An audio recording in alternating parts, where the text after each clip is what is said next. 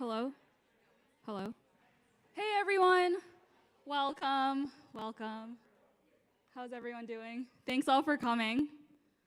My name is Serena Lan, and I'm one of the Dataiku Women in Data Science Ambassadors. We are super excited to host our very first Women in Data Science and Dataiku joint event conference here in New York City. Very excited to welcome you all, and we have a lovely set of panelists and speakers here today who will be sharing their experience about their work in data science, as well as providing some really helpful career advice into breaking into the data science space. So with that, I'm going to share our schedule. As you can see, we have some breaks baked into the schedule. We'll have refreshments here to the side, and bathrooms are behind the screen as well as downstairs. And we have a really exciting happy hour and food event up on the roof after these sessions. I'm going to kick off the event with a short video. So please enjoy.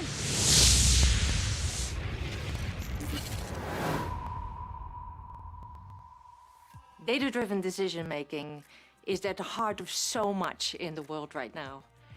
We're making decisions not just for us now, but for future generations as well. You know, the connection to data science is becoming more and more important to the work. The work has been going on for the last 25 years. So what really drives us at Wits is that we want diversity at the decision table here. And women absolutely need to be there. To me, a healthy data science community is one that embraces diversity. We started WIDS with a conference at Stanford University in 2015 with three main goals that haven't really changed. First, to inspire women to join or stay in the field of data science. Second, to educate everyone by highlighting fantastic women and their technical work.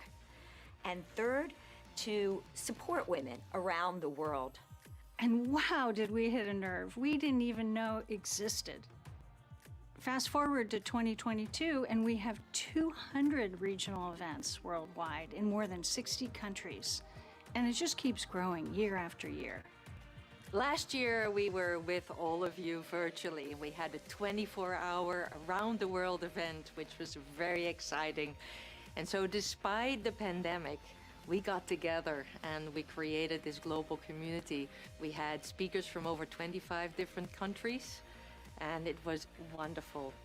And one silver lining in an otherwise tough year in 2021 is that attendees to WIDS regional events could be from anywhere in the world. We also saw really interesting collaborations, WIDS ambassadors coming together to host events in Africa, Saudi Arabia, Colombia, and Central and Eastern Europe. One of the things I really love about WIDS is hosting the Wits Podcast.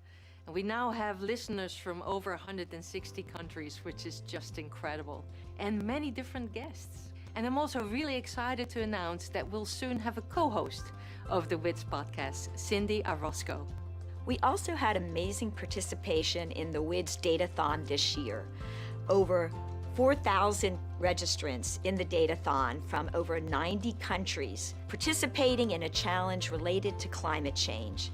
And a big shout out to all the WIDS ambassadors who held workshops. We had over 40 workshops across the world. I hope we also lift our heads above the horizon and think more than just about this moment in time, and think about the goals that we have for our young women and our young girls who'll be leading the next generation. With the WIDS Education Outreach Program, which is focused on secondary schools, we've delivered materials to collaborators in over 50 countries around the world. We've had a great year despite all the challenges in the schools with COVID. We've had pilots everywhere from Covada, India, to New Haven, Connecticut, to a refugee camp in Jordan and beyond. New last year were the WIDS workshops, where instructors provided dozens of workshops that were attended by thousands of attendees worldwide, online. These WIDS initiatives would not be possible without the generous support from our sponsors, the global visionaries, the innovation leaders, and everyone at Stanford. One thing we've been very excited about this last year is working on what we call the Wits Academy. We got interested in understanding better what the barriers were for young women and for minorities to enter this exciting field, and how we could possibly remove those barriers, and what sort of programs could we put in place with partners all over the world to help. Our ultimate aim with WIDS is to increase the percentage of women in data science, to achieve at least 30% women across all domains and at all levels, from students to senior leaders, by the year 2030. And we call this 30 by 30. We believe 30% is a tipping point. That's when women truly believe that they are part of a group and they can contribute and have great impact. And we hope that you join us all in reaching this big goal. For now, though, whether you're at Stanford or at one of the regional events worldwide or just in your living room, you are a part of the WIDS worldwide movement. Welcome to WIDS!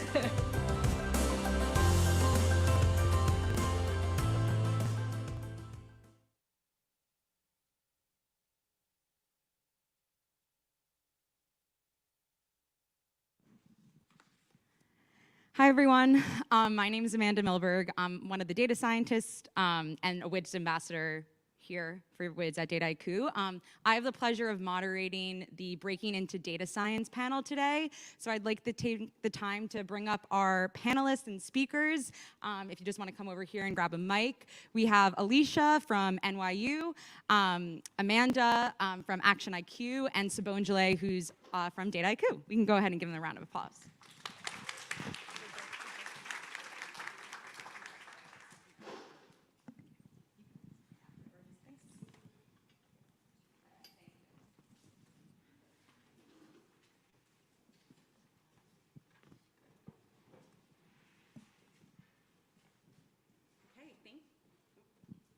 Thank you.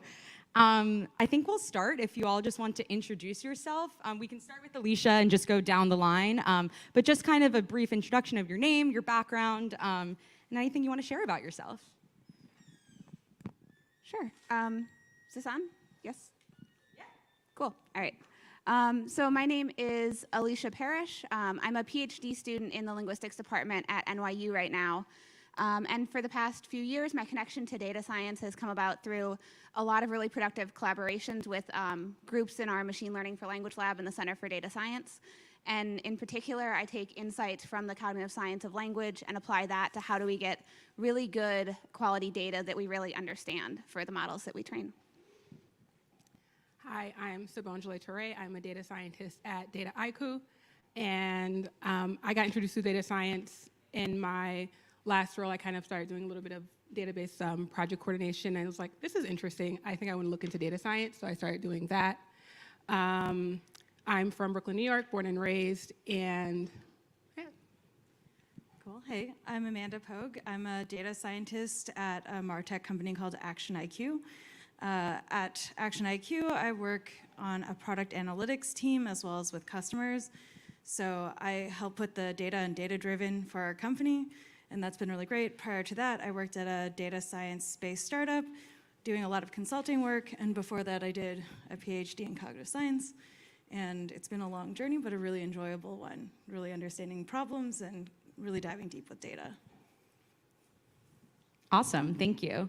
I think that all of you have a lot of interesting backgrounds, which is kind of the reason that we created this panel. You know, talking about breaking into data science, it's a little different and looks a little different for everyone. I'm also curious in the audience, how many people here are still students or maybe like not yet in the workforce? You can raise your hand, loud and proud. Cool. So yeah, so I think, you know, whether you're first, you know, coming out of undergrad or graduate school or looking to transition jobs, this idea of breaking into data science can sometimes be daunting. So Alicia, if it's okay, I'll ask you first. Curious your opinions on like what attracted you to data science and what about data science as a career, specifically like your background is in linguistics, and how have you leveraged data science as part of kind of your studies and research in linguistics? Yeah, so honestly, one of the first things that attracted me to research in data science was the people that I was in labs with and the work that they were doing. So what I saw was that there were a lot of people who were doing these like amazing collaborative projects. And what's great about data science is that it really goes across so many different fields. So I really saw like where my niche was as like kind of a language domain expert and what I could bring. And everyone was so receptive to that it just felt like a big like happy research family. And the more I got into it, the more I got like really, really invested in the questions and the research. But honestly, the thing that brought me into it was just finding a really welcoming community where I felt like I could do something that would have an impact. Yeah, that's awesome. And we're going to talk about a little bit about that community and network like later in our panel, but that totally makes sense. And I feel like a lot of us experience that community maybe day to day, whether it's in a boot camp or in our work, et cetera. So Bonjali, speaking of boot camps, I know you did one. So kind of talk us through the process of like how you decided to enroll in that boot camp. Any advice for other people that are maybe looking to do the same, whether they're transitioning jobs or skill sets and things like that, and any maybe also like challenges that you faced when you first got started in that boot camp as well, and maybe how you overcame it also. Yeah, so for me, I have a background in computer science, so it's not completely new to me, like being in tech, but I felt like I didn't have the skills necessarily geared towards data science in particular. So one day I think I had like an interview and it didn't go well, and I was kind of like, I don't think I really love computer science. I think I want to do something else. And I ended up like looking up a bunch of data science boot camps. I'm like, okay, I'm gonna do it. I'm gonna like take the leap. And then the pandemic happened. So I kind of was deciding if I still wanted to pursue it or not, and I decided to ultimately go with it, even though it was a little bit riskier at the time. After doing that, I like really researched a ton of different boot camps because I wanted to make sure that if I was gonna take this chance, it was kind of like for the best, in my opinion, one of the best boot camps out there. I didn't want to just kind of like take a risk and like leave my job and everything and not be in a boot camp that I felt like was going to really develop my skill set. So with that, I kind of was like looking at the application process, looking at like how the career help was during that boot camp, looking at what we would be building, like the projects and everything. All of those were factors into choosing a boot camp. And after I found something that I thought looked really good to me, like when I was doing the application, I felt really challenged. I decided, okay, I'll do it. And I did it in the September of 2020. So it was virtual, which was a little bit different. And I think for me, the biggest challenge was just kind of feeling like not smart enough. So like during the first few sessions, we were learning linear algebra.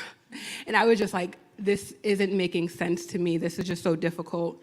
And then the further on we went, I'm kind of like, okay, things are starting to click. I'm finding what I really like in data science. So I think it was just a matter of sticking with it, because I feel like it can be easy to say, I'm gonna like unenroll. I'm gonna just kind of stick to the safe thing as opposed to kind of taking that chance. And also another thing is like, you don't have to have a technical background. There were so many people in my cohort who were PhDs in like political science or a history major. Like you can kind of come from any field and become a data scientist. So like, don't let that stop you if you're not necessarily in data science currently, even if you don't have a technical background. Yeah, definitely. I think two things that you said definitely resonate with me, like this impostor syndrome, which we'll also just talk about, that I think us as women even feel sometimes like more because we might judge ourselves harder. And then this also idea of like the daunting, like, where do I start? I wasn't technical, like you were a comp sci major in college, but is it too late? Should I do it? Like, is it worth the risk and things like that? So I think everything that you're saying, I resonate with, and I'm sure other people resonate with as well. But I guess in talking about those different industries and backgrounds that people come from, Amanda, I'm curious, kind of your experience as the DS, like I know you're in MarTech now, but you were in an AutoML startup before, and various other things as well. Like, how do you think that you and others who are coming from different industries can bring that subject matter expert knowledge or something to their data science work so it doesn't feel like you're totally switching careers fully? Yeah, and how have you maybe personally also brought that knowledge to your data science role? Sure. So I would say that I had a similar experience where I actually also was in a boot camp. And in my boot camp, it was my experience that something like 90% of the other students were physics or math PhDs.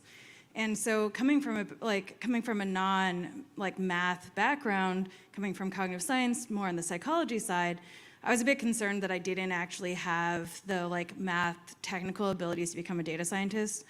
But as it turns out, there are some roles for which that's very important and central to your job as a data scientist, but not all. So the first role I got was sort of more of a consulting role. So I was on short projects for up to 3 months at a time in very different fields. And one aspect I'd say that really carried over from my research in the past is that really what we were trying to do is understand human behavior.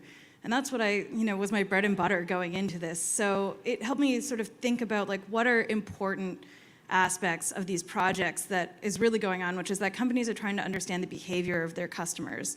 Why are they making the decisions that they're making? Why are they doing things like potentially committing fraud? Why are they purchasing certain products? Things like that.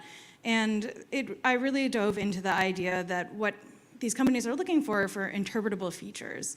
And I also spent a lot of time working with subject matter experts from the companies that I was working with, and they really brought a lot to the table that I personally couldn't bring. So I spent a lot of time working with someone in the life insurance industry, and she had a very immense background in things like billing codes, in how the insurance industry operates, how they make decisions about people's health and things like that I just didn't have. And I would say that being able to bring these things to the table is very helpful for a lot of jobs. To have these skills or this knowledge from a very specific field is very important for some jobs. I also worked with a chemical engineering company, and I straight up panicked in my first meeting because I got added to the project 4 days before it started. I hadn't taken chemistry since 2002, and here I was going into a company with chemical engineers who had very specific ideas about what they wanted to tackle. And I was just learning about the concept of chirality. And so there are a lot of different fields that can lead into data science jobs these days. There's a lot of research that goes into it. And coming from different backgrounds can really be to your benefit because there are places and spaces where this kind of expertise is truly needed in the field.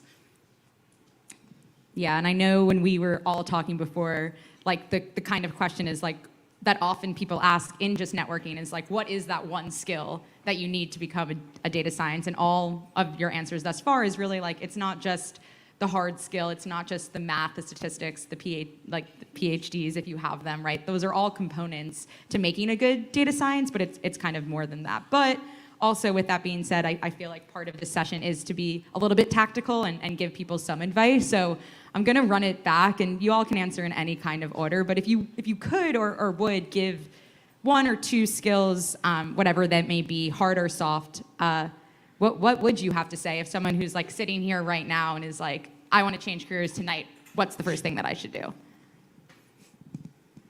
I guess maybe this counts as a soft skill. I'll take that one first. Project management, being able to manage your time, set realistic timelines and expectations. Things don't succeed if you can't plan them out and if you can't manage what needs to be done. And so it doesn't matter how good your math skills are or how much of a domain expert you are, if that doesn't all fit together in something that can stay organized and you can stay on top of, it's probably not going to happen. And so if there's one thing that you're what do I need to improve to be better at this? I would go with project management skills. I would say that actually communication skills are also very important. It's a soft skill, but when you start a new project, the first thing you really need to do is understand what it is the goal of that project, what are your stakeholders hoping to achieve, so that you can figure out what is the direction you should go in. And when you're done, basically a data science project fails if it can't be implemented in some way, were insights used? Is the model being put into place for some purpose? Is it serving its purpose? So it's really important both to communicate at the start of your project, to really understand it, and also to communicate at the end. This is what I found, this is how it's useful, and this is how I recommend you use it. And I guess I'll go with a hard skill. I'll say statistics, maybe some Python if you want to get into coding. I think those are really helpful. I know some people use R as well. I'm not an R user, but I think it's a useful programming language to get started with as well. Yeah, and I think that all of us, even in our careers thus far, there is this also concept of just like always learning and the ability to learn. So it's like, if you don't know everything on day one, which no one will know everything ever, and also just the field of data science is constantly changing with new models, open source, things like that. It's like, you just kind of have to get out there and learn and be curious, like intellectually curious. So I think that's maybe another thing that I would add, even though I know I'm not on the panel, but yeah, that's great. I think that's all really good advice, and I'd also totally agree with the concept of like communication and being able, no one can work in a silo, and if you can't communicate with whoever's on the other side, whether that be like a stakeholder, business, et cetera, and communicate what you did, your model's not gonna go very far. Like that explainability and transparency is definitely important. So I guess transitioning away from just your career and breaking into it, and things that you've learned or haven't learned, I wanted to talk a little bit about networking, because Alicia, you were kind of saying just initially, community is something that you really like about your current job today, and I feel like part of why we're here and just in general is to come up with a community and a networking community where we can like lean on each other, et cetera. And I also know that networking has become different and looks different today than it did, 2 years ago with Zoom and not being in person and being able to say, hey, can I grab a coffee or things like that. So I think those are some of the things that we're hoping to talk about now, but I'll start with you, Subonjale, asking, how have you found community kind of in, your workplace, but also beyond that? And then, I know we kind of started at a similar time at Dataiku, and that can be a little bit intimidating. So like, what's your advice for people who are like new to networking, or also maybe just putting yourself out there? Yeah. I think for me, networking is scary. I feel like it's that way for a lot of people. I would say just to be open. When you see an opportunity, like take it. So something like this, being on a panel, very nerve-wracking for me, but I feel like it's a great opportunity, so I decided to like still do it. So I think that's the big thing, is kind of be open to the opportunities that present itself, be open to the community. I feel like at Dataiku, I built a great community. Just doing this WIDS with everyone, even doing things like when we're in Huelva, staying the extra weekend in Sevilla and just getting to know my coworkers more. I think those are great opportunities. So like when you see an opportunity, really just take that opportunity and run with it. I would say that's a big thing. And just put yourself out of your comfort zone. I think it's hard to do that sometimes, especially because we've been on Zoom for so long, and like at home, I feel like the social anxiety can get higher than it's ever been. So kind of try different things and try to put yourself out of your comfort zone. And if it's easier to do something over Zoom as opposed to in person, I think that's still a great way to network with people if that's comfortable for you. Do any of you have anything else that you'd like to add? Sure. I can also add to this. So I actually took on a new job during the pandemic. So I started at a new company while everyone was remote. And a lot of your network that you will ultimately wind up building comes from the people that you've worked with in the past. So actually, when I switched jobs, I got a referral to a recruiter from a former coworker, which is how I wound up at my current job.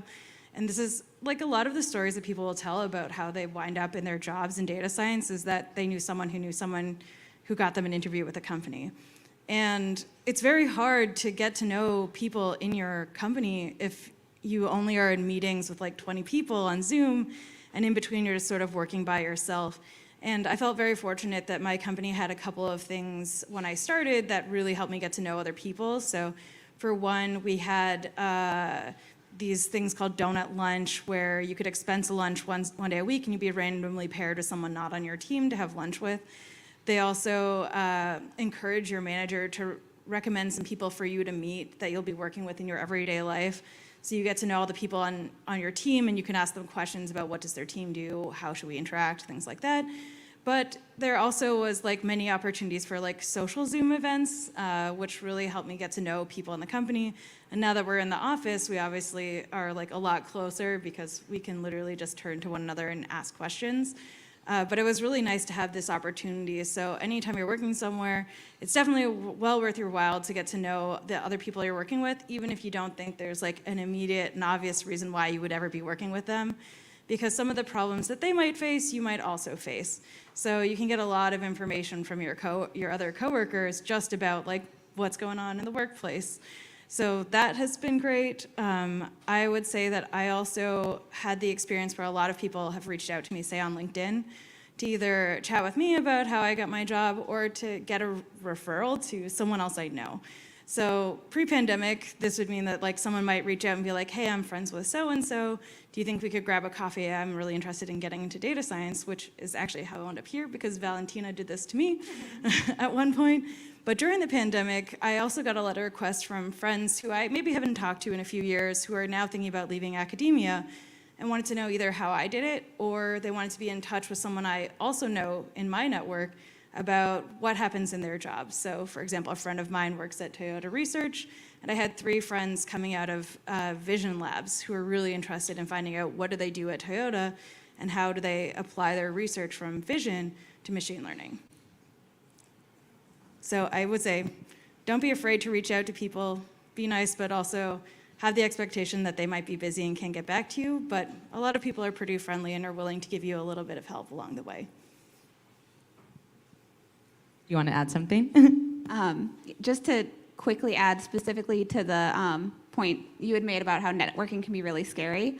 One thing that I found that has helped me network and just meet people, especially at larger events or conferences, is I set some kind of realistic, like hard goal for myself where it's like, I need to talk to one new person for at least 5 minutes. And like, we have to connect. And like, it's actually worked surprisingly well because sometimes it's just, it feels overwhelming, but it's like, okay, I know that I need to meet this person. And usually that turns into a larger conversation. And then it turns out we have some kind of a shared interest or, you know, I find out, hey, we're actually in the same, this happened a few months ago. We live in the same city and they're currently hiring for this position. And like, you start talking about that. So I totally agree, it's scary. And it can be hard to know when the right time is, but like if you're at a larger event and set realistic goals, like I found that to be very, very helpful. Yeah, and I think because it can be scary, and that's something that I feel too, sometimes it's even more daunting to like go and schedule that Zoom meeting because it's not like you can just, you know, tap them in the shoulder on the office and say, hey, do you want to chat? And so those like inorganic moments of when you pull someone over to ask you for a coffee, or maybe it's someone that you want to talk to that's higher up than you and you're even more scared to drop time on their calendar even though they say, my calendar's open, do anything. Do you have any advice for that? Any of you on like ways that you can make those like inorganic networking opportunities happen in a remote environment? I think it would be helpful to imagine, like, don't put the pressure on yourself that there's something you need to get out of this experience. If you go into it as like, you know, meeting a new person is interesting and anything you can glean from meeting this person will be useful, even if it's just like, well, now I have another friendly face in the office that I can talk to. It's like a great way to approach things instead of being like, I really need a job, I need to talk to this person because they work at a company where there's a job that I really want to work. That puts a lot of pressure on yourself to like try to make something inorganic be more organic. If you view it instead as like, I do need a job, but what I really want to know is like, what does this person think about their job? Do they like it? How did they get into it? Like, what kinds of things did they do as a means of understanding like more information? Like, oh, this job means that they do the following things. That might be the right thing for me or it might not. Then it's a much lower pressure. And when you reach out to someone and you ask them like, hey, would you mind if I have like 15 minutes of your time? I just want to get to know you and your job. That seems like less high stakes than if you message someone saying like, hey, I see you guys have an open position. I was wondering if I can talk to you for 15 minutes because in some companies, for example, they might get tons of those. And so if you go into it with like lower expectations for yourself and also for the purpose of that meeting, it can be a little bit more casual and a lot more comfortable to do. Also, it happens literally all the time in business that people do this. And I know when I first started, I felt really awkward about trying to network with people because it felt kind of like icky maybe to me because it felt like it was transactional. But this is actually very common where people will talk to people just about anything like all the time, and you don't have to be like super worried about like the exact outcome of the conversation if you're like just want to gather some information, and it could be helpful for me in the future, but at the very least, I might have learned something. I think another thing I would say is kind of don't be offended if someone doesn't respond to you, because I feel like people get so many messages that it's easy to take something personal, like, you know, did they not see my profile and not like it? Like, what happened? But it really can just be that they're so busy that they didn't have a chance to respond. So kind of just don't take things as personally, I think, will be another thing. Also a good outcome if you meet with someone and they can suggest another person who would be helpful for you. That's been some of the most helpful outcomes for me, and what I try and do for other people when they reach out. And I'm like, this is a great conversation, but I know someone who can help you so much more. That is also like a perfect outcome that maybe you don't need to go in like as your main goal, but if you can get there, if you can even like towards the end ask like, do you know who else I could talk to? Could you introduce me to them? It's a great way to keep it going.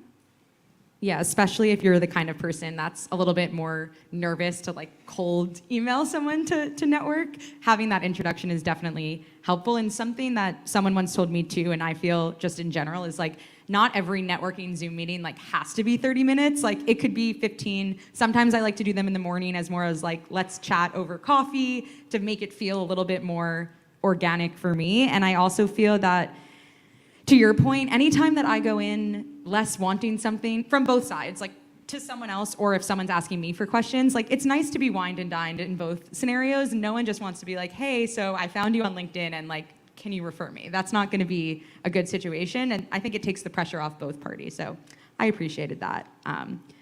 Amanda, any other comments on like networking or anything else you want to add before we move to the next topic? I would say that now that we're moving back into a lot more in-person activities, pre-pandemic I used to like to just like drop into meetups and like fields that were very tangential to what I work on. So I really enjoyed going to I think it's like Women Talks Design meetup, which is actually women who are in the design field talking about various topics in design. And I thought it was just very interesting to hear like how design makes decisions about things, and there are some relationships between the two fields. So like a lot of people in design might do A/B testing, for example, but it's just very interesting to hear like how people in other fields are also tackling problems at companies very similar to yours, for example.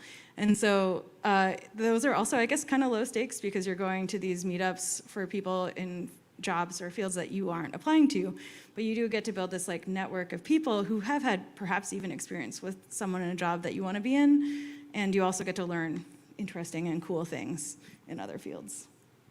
Yeah, I totally agree. I think meetups like this, like as WIDS, is also just comforting because you're also walking into a room of people that like feel the same as you, and it couldn't be like as daunting. Like I know some of us had the privilege to go to the WIDS conference at Stanford this year, and we were just like, wow, that was so cool and empowering, like being in a room of mostly like women and hearing so many women speak. And you know, it's nice to hear and success stories of where they've come from, like just like also being a woman.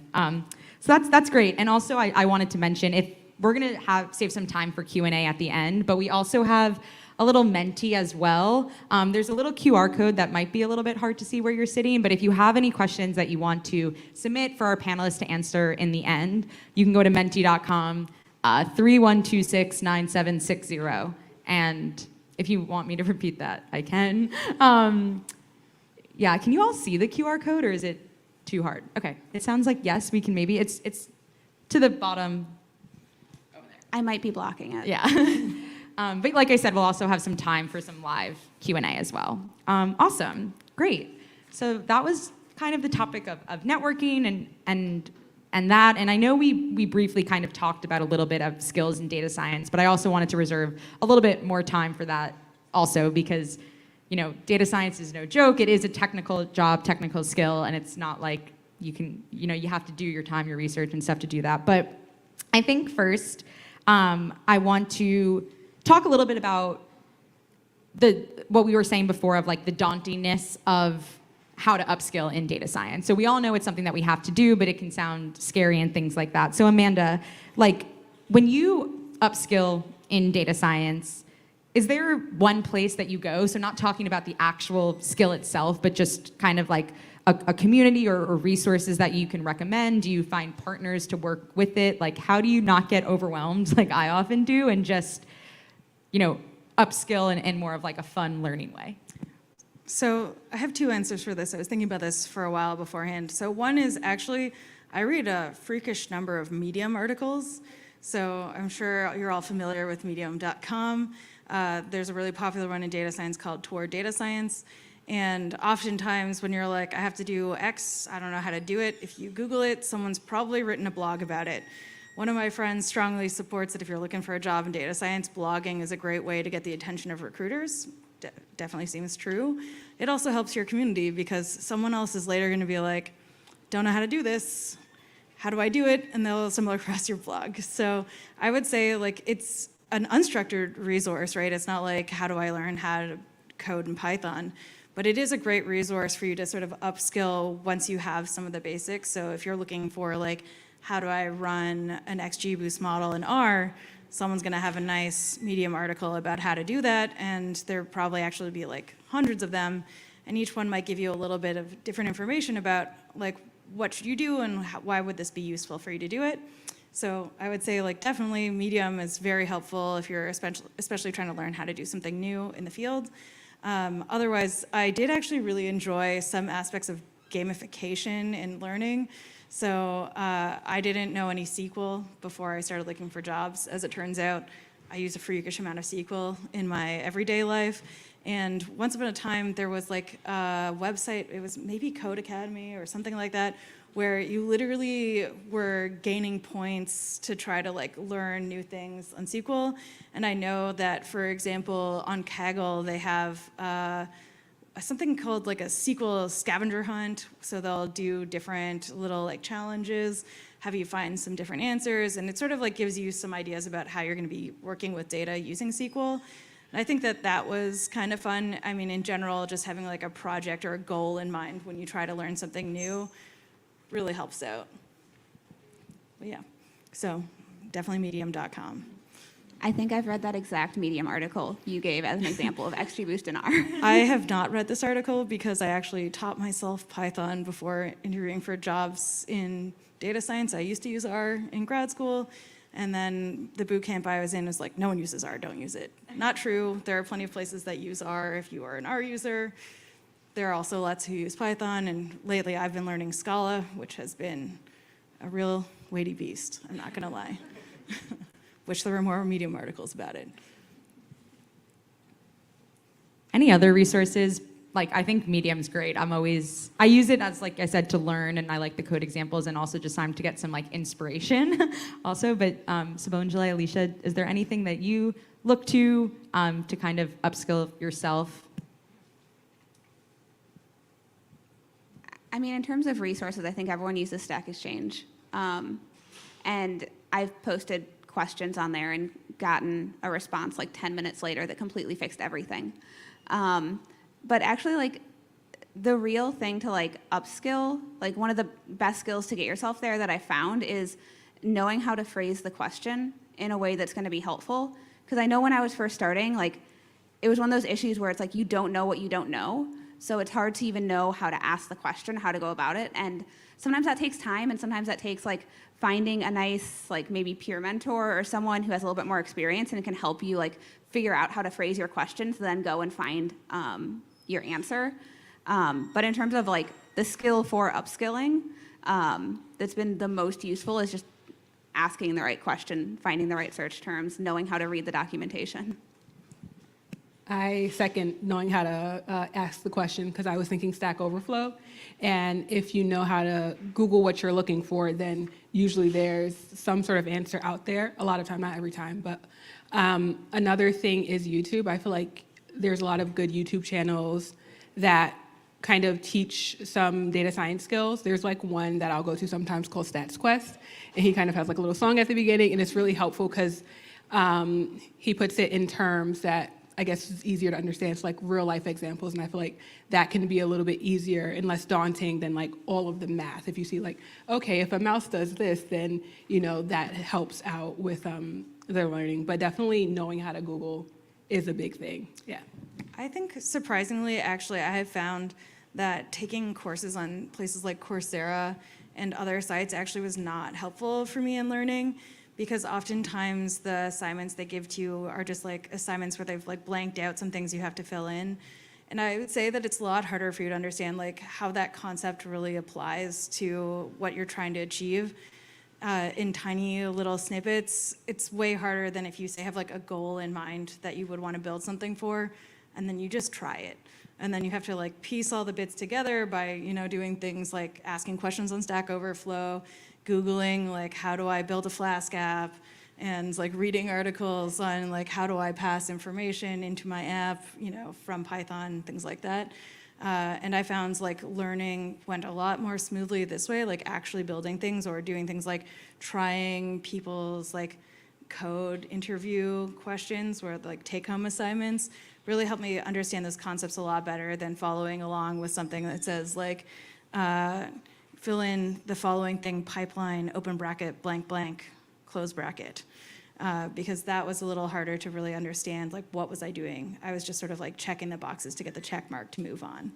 Yeah, that one resonates with me because I'm like to complete things, and so I sometimes get overwhelmed by the content out there, and then I'll start something and it isn't resonating with me, but I feel like I need to complete it, and then it's less even resonating with me because I'm just trying to like get the checkbox on the left side of the screen. So yeah, I think that's something that I've learned, like if it's not fitting and you're not someone that likes to watch the videos and get the code kind of things, like sometimes those courses are great for keeping you on track, but for me, I find that I start them and don't finish them. So that's definitely something that I've learned. I guess, Alicia, I'll kind of go back to you quickly. And I know you've spoken a little bit about this, but like in terms of non-technical skills as well, what do you think are often more like overlooked when it comes to a well-rounded data scientist besides project management and communication skills? So I don't know. I don't know how overlooked this is, but documenting things for yourself, I feel like isn't actually talked about as much as it should be, because, I mean, I'm sure there's a lot of us who have learned this the hard way, where you need to do something, you're like, oh, I did that a year ago, and you go and look at the script, and it's like, who wrote this? So, hopefully everyone like learned to not overlook it, but it isn't really, especially in those classes like Coursera and things like that, they really don't emphasize how much you really need to document what you did and why you did it and what it means. So yeah, in terms of potentially overlooked skills, like taking notes on everything. And then it also helps because if someone else asks you for help, you might think it's helpful to be like, oh yeah, I wrote a script for that, let me send it to you. And I know from having people like say this to me and send me a script, and then I just try and run it, it's almost never gonna work. It's almost never gonna be exactly what you need, and you need to go back and understand it, and if there's no documentation and no comments and no notes on it, you might as well just start from scratch. So it not only helps you, but it like helps you help other people, and helping other people is another great way to network and develop like a mentoring relationship, so it all kind of fits together nicely. Yeah, I totally agree. I think also talking about non-hard skills, Sabonjale, I'm curious, like, we've spoken about like networking, and sometimes that can be awkward and things like that, but how do you also like go about promoting yourself? Because that's something like I know I struggle with, you know, sometimes also just, you know, as a female being like, I don't deserve this promotion, or maybe I shouldn't be talking, or someone out like being hard on myself or others. But curious like what advice you have for promoting yourself, and any ways or like exercises that you do that you feel make you become better at it, and therefore you would like recommend to our group here. I think that's actually something I'm still working on. Yeah. But I think doing things like this is a good way to promote yourself. So for me, I think it's always remembering, like, we're going to get to this, I guess, a little bit later, but like with imposter syndrome, kind of thinking to yourself, like, I'm not qualified for this, but kind of realizing you are, and then promoting yourself from there. So think like, I am qualified for this. This is X, X, and X that I did. Here's why I should, promote myself for this. But I think, yeah, things like panels, things like opportunities that you see for you to speak in public and do these sorts of things are great ways to promote yourself. And also just kind of writing down your accomplishments, I think, is helpful, because I think it's easy to forget after you've done it what you've done. So it's kind of like, oh yeah, that was a big deal, but I didn't really think about it as like something special, so I didn't really write it down or say anything about it. But those things can be helpful. So kind of like, yeah, documenting your successes, I think, is a big thing. Yeah, I think documenting successes is something that managers in the past have always told me to do, and it's something that I don't often do, but is always helpful when I do it.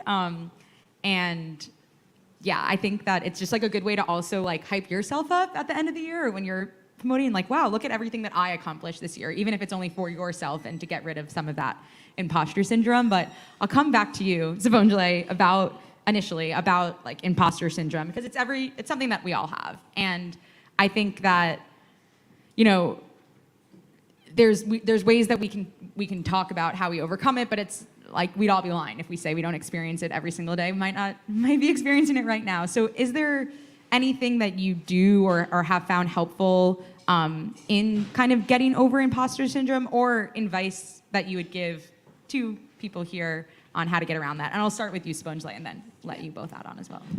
I think it's kind of reminding yourself that you're somewhere for a reason. Like, you don't just get where you are because of, you know, I feel like you hear things sometimes like, oh, that's a diversity hire, oh, they didn't really deserve it, but that's not true. You got there for a reason. You got there because you are smart and you know what you're talking about. So kind of don't downplay yourself and who you are, because I feel like that's really what imposter syndrome is kind of like doubting what you know, and you know what you know, and you just have to remind yourself of that.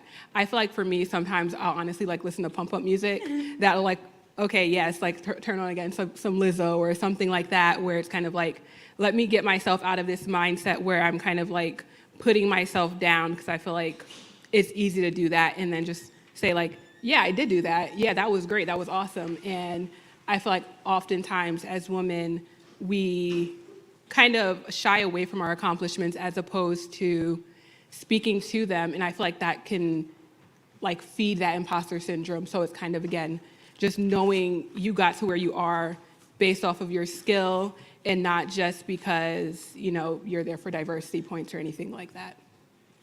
Yeah. I would say I face the worst of my imposter syndrome when I'm applying for a new job.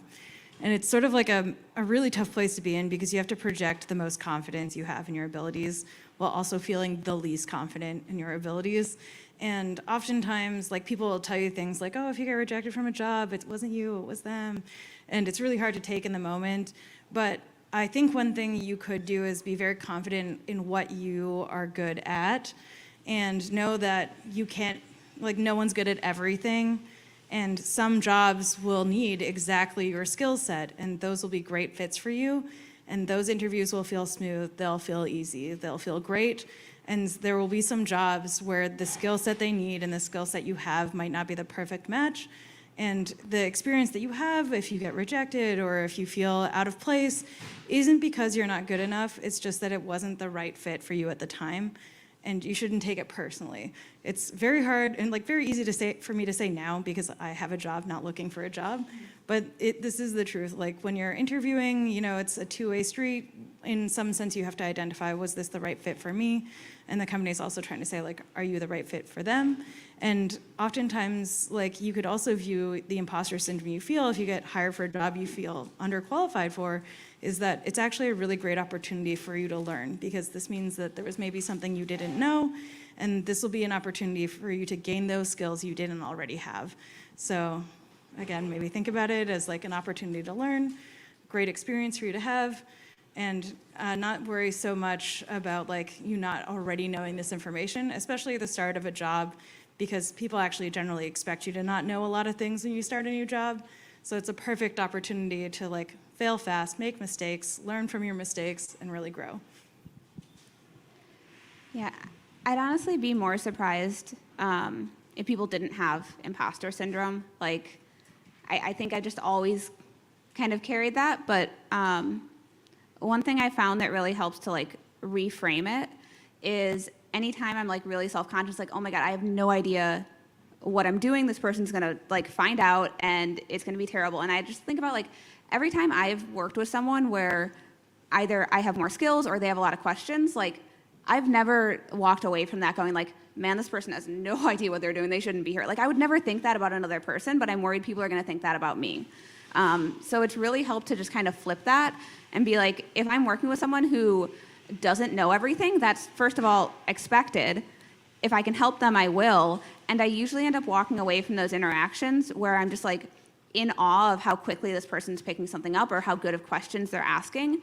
And I just try and turn that around for myself and remind myself that like everything I would think about someone else asking these questions, which is almost always positive, it's hard. You know, I'm not gonna always do it, but like I can think that about myself too. It's not a negative thing. Yeah, and you bring up this interesting, which we haven't really touched on, but I'd like to talk about now, this idea of just like mentorship and like sponsorship too. And, you know, you've all been like alluding to it in terms of like building this community and like having people that ask you to be on this panel and kind of like sponsor you versus someone that you use as a mentor to kind of like upskill or follow or ask questions and advice. So I'd like to hear a little bit from all of you as well in terms of how you found mentorship, how you found sponsorship, either from senior people or like peers, and advice that you would kind of like recommend, you know, looking back in the past, or how maybe like a mentor has helped you get to where you are today. I'll say that I actually asked for a mentor today. I was in a meeting with my boss right before this, and I'm starting to work on building a machine learning pipeline. And as I mentioned, I'm learning Scala as a result. And I spent like the last day trying to figure out how to install a library. And it turns out it took 5 minutes talking to one of our senior backend engineers to solve the problem. Turns out I was just trying to put it in the wrong place, so that was solved. And so I said to my manager that basically, hey, if I'm gonna take on the rest of this project, I'd really like to have like a mentor who I can talk to, because like otherwise this is gonna be a very slow process if I have to learn all of back-end engineering on my own before I can get anything done. And he was like, okay, let me think about it. Any ideas who it might be? I was like, that sounds like a you problem. And so hopefully he figures it out. But prior to that, I mean, I was fortunate. I went through a fellowship, so a data science fellowship called Insight. And what's nice about that program, or what was, is that all previous fellows come back for 2 sessions to help mentor the current students or the current fellows. And so they really helped us do like interview training, negotiate, like how you would negotiate an offer, what kinds of questions should you expect in like technical interviews, coding interviews, different kinds of language interviews, and behavioral interviews. And it was really nice to have that network. When I was looking for jobs the second time, I did reach out to some people from that fellowship program, but actually some of my friends even offered to like do this for me. So it is nice to have that network available to you. If you know someone in the fields and you ask them like, hey, would you mind giving me like some practice interview questions just so I can practice? It's really great to have people who can give you some of that advice. One of my friends even asked me about like salary negotiations in her last offer. And it's really great to have like someone to sort of bounce ideas off of about how you can move forward, especially if you're looking for your first job, because you don't really know how you should set that expectation. And a lot of people feel like, if I only have one offer, how do I ask for more money? You know, like what am I leveraging? And if you've never had a job before, you feel like you can't do that. And so having a mentor or someone who's done this already help guide you through the process really helps you like level set on those ideas. Like, okay, how do you do this? Like, what is this the only thing I can ask for? It's not, you can ask for things other than just money. And I would recommend that if you're looking for a new job, that if you have someone who's in a similar position, getting some of that feedback from them along the way is definitely very helpful. Yeah, I second that. I don't think I've ever had like a formal mentor, but I feel like I've definitely found mentorship and then also peer mentorship in my career, and then also even in the boot camp. I know like after we were finished with the boot camp, one thing we did was we met up maybe like once or twice a week and kind of did like pair programming to get used to that feeling, because we did it during the boot camp, but then they're kind of like on our own now. So we continue to do that. We would just have chats like on Zoom about, hey, I'm applying to this job. Can you take a look at this? Can you give me advice? You just got a job. What'd you do in that process? So I think those kinds of things have been helpful in terms of peer mentorship. And then even in my last role, I had one of my managers. She was kind of a mentor to me as well, again, giving me advice on certain things. And I think that was helpful. So even I think if you don't have a formal mentor, you can find mentorship in places. But I hope to one day have like a formal mentor as well. So, yeah. Yeah, I completely agree. And I think there's so much value in finding people who are like in the same kind of space you are and then figuring it out together. And that doesn't look like the kind of structured mentorship that people think about, but like you each have different pieces to that. So this came up recently for me in like a job search. Someone else was in the same position, kind of going along to stuff at the same time, and we were just finding like different pieces of information along the way, and we'll just come together and compare notes. And it feels so much less like intimidating because you just assume that you're both at the same spot, and that actually does end up serving very similar to a kind of mentorship relationship because you're each able to help each other, and it's very clearly mutually beneficial, which makes it feel like very even.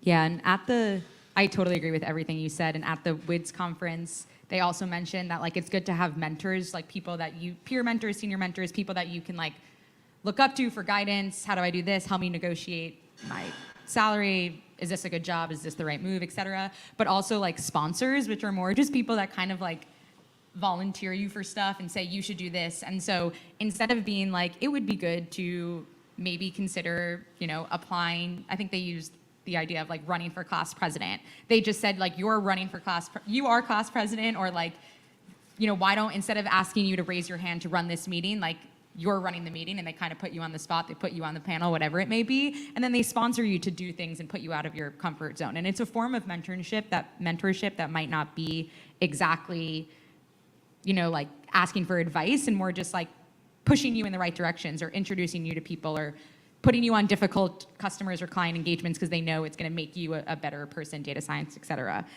But with that, and with everything that we've been talking about today and pushing ourselves out of our comfort zone, I want to take the last few minutes to talk about mental health, and also like specifically, the probably frustrations that we all feel every day, when you're spending 5 hours on Scala and it's not working, or you're hungry and you've been on 7 Zoom meetings and you're just like, I hate this and I hate my life. Alicia, how do you deal with failure and frustration? And also just, if there's something like, anxiety or having a bad day, like you or just other people in your field, how do you kind of get through it? All right, so the first thing you said, how do you deal with failure? At least it hasn't yet. I don't think it ever really gets better or easier, but also I kind of feel like that's expected because if I care about what I'm doing, failure is gonna really suck. And feeling that and feeling hurt and disappointed by it is actually just a sign that you care about what you're doing. And that doesn't make it any easier. But it's also not necessarily a negative thing. So even if it feels really negative right away, time usually helps. And I think what I've gotten better at is I know it's not gonna not suck when an experiment doesn't work, or when I find out that I just made a terrible mistake 2 weeks ago and have to redo 2 weeks worth of analyses.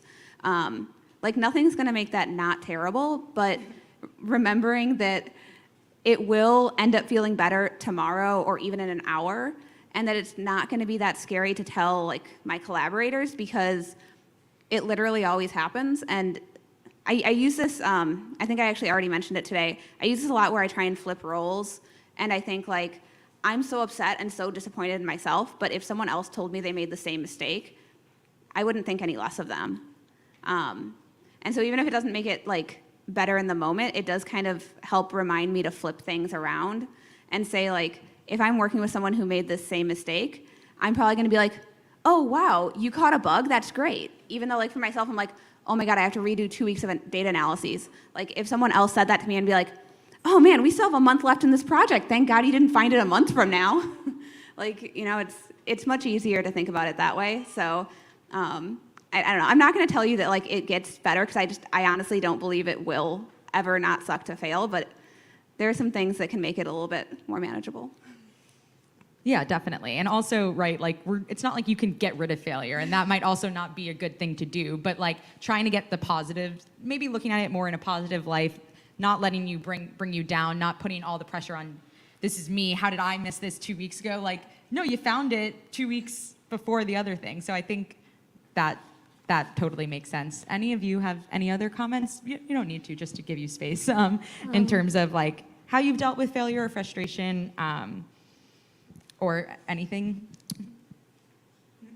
I was going to say, when my friends and I were first looking for jobs, one of the questions people recommended us asking is, like, because inevitably in an interview, someone's always going to ask if you have questions, is to ask, like, how the company handles failure. Like, how do they handle it? So, for example, my company has a, like, no-fault failure policy, which is if something goes wrong, it's better to learn from what went wrong than to blame someone for it. And so that has been like a really nice policy, which basically means like, sure, it could have actually been someone's code that caused something to fail in production, but the important step was that we fixed it and we want to learn from what went wrong so we never do it again. So like, how is it the case that one person managed to push something to prod without having any reviewers? What happened? How do we fix that? So it's nice to work in an environment or to find an environment where like failure is in some senses encouraged or accepted in a reasonable way. In many other ways, like we had a hackathon last week, one project failed within the first half day, and a bunch of people are like kind of upset about it, and I was like, hey guys, you failed fast, find another solution, try again. And so oftentimes in startups, failing fast is also great because you don't want to toil on something for months only to discover that it wasn't the correct solution and that it was never going to work. And so if you fail fast, you can easily move on and innovate from there. So sometimes, failing is actually good. It's helpful. And I will also just say, like, allow yourself to feel upset. Like, I feel like a lot of times you want to just get out of that feeling really quickly, but you made a mistake. It's okay to be upset for a little bit and then kind of find a way to learn from it, to get that positive from it. But right when it happens, I feel like it's fine to feel those feelings because it's kind of inevitable. Like, I just made a big mistake. I'm a little bit upset and I'm allowed to be upset. And now, okay, I've been upset for a little bit. Let me get out of that. What can I do to fix it? What can I learn from that mistake I just made or that failure that just happened? Yeah, that's awesome.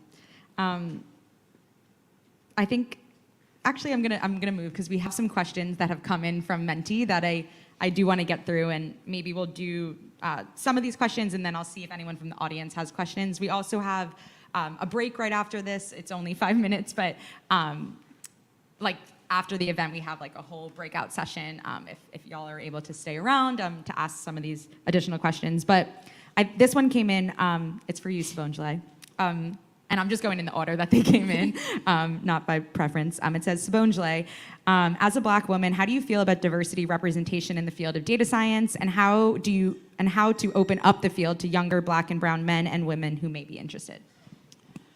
I feel like the field can definitely be more diverse, and I hope that one day it will be more diverse. I feel like I tend to look in spaces and I don't see a lot of Black and brown women, and I'm happy to see some here today, but it's never as much as I hope. I think one thing to me is always just exposure. I feel like for a lot of us, we don't get exposed at a young enough age, and then we don't really think of it as an option. So for me, for example, I majored in computer science. In high school, I was always good at like math and everything, not really science, but math. I was really good at math. And I was like, okay, computer science seems like it uses a lot of math. I think I'll major in that. And when I went into the field, and I went to HBCU, but even still, when I went into my major, a lot of the boys had already started programming. And for me, it was brand new. So I already kind of felt behind. And I'm a little bit stubborn. So there was like a professor who was like, I weed people out. If you fail my class, you're not going to stay in the major. I definitely failed her class. And it was like my first time failing class. I was devastated. But I was like, you're not going to weed me out of this major. I'm going to stay here. I'm going to push through.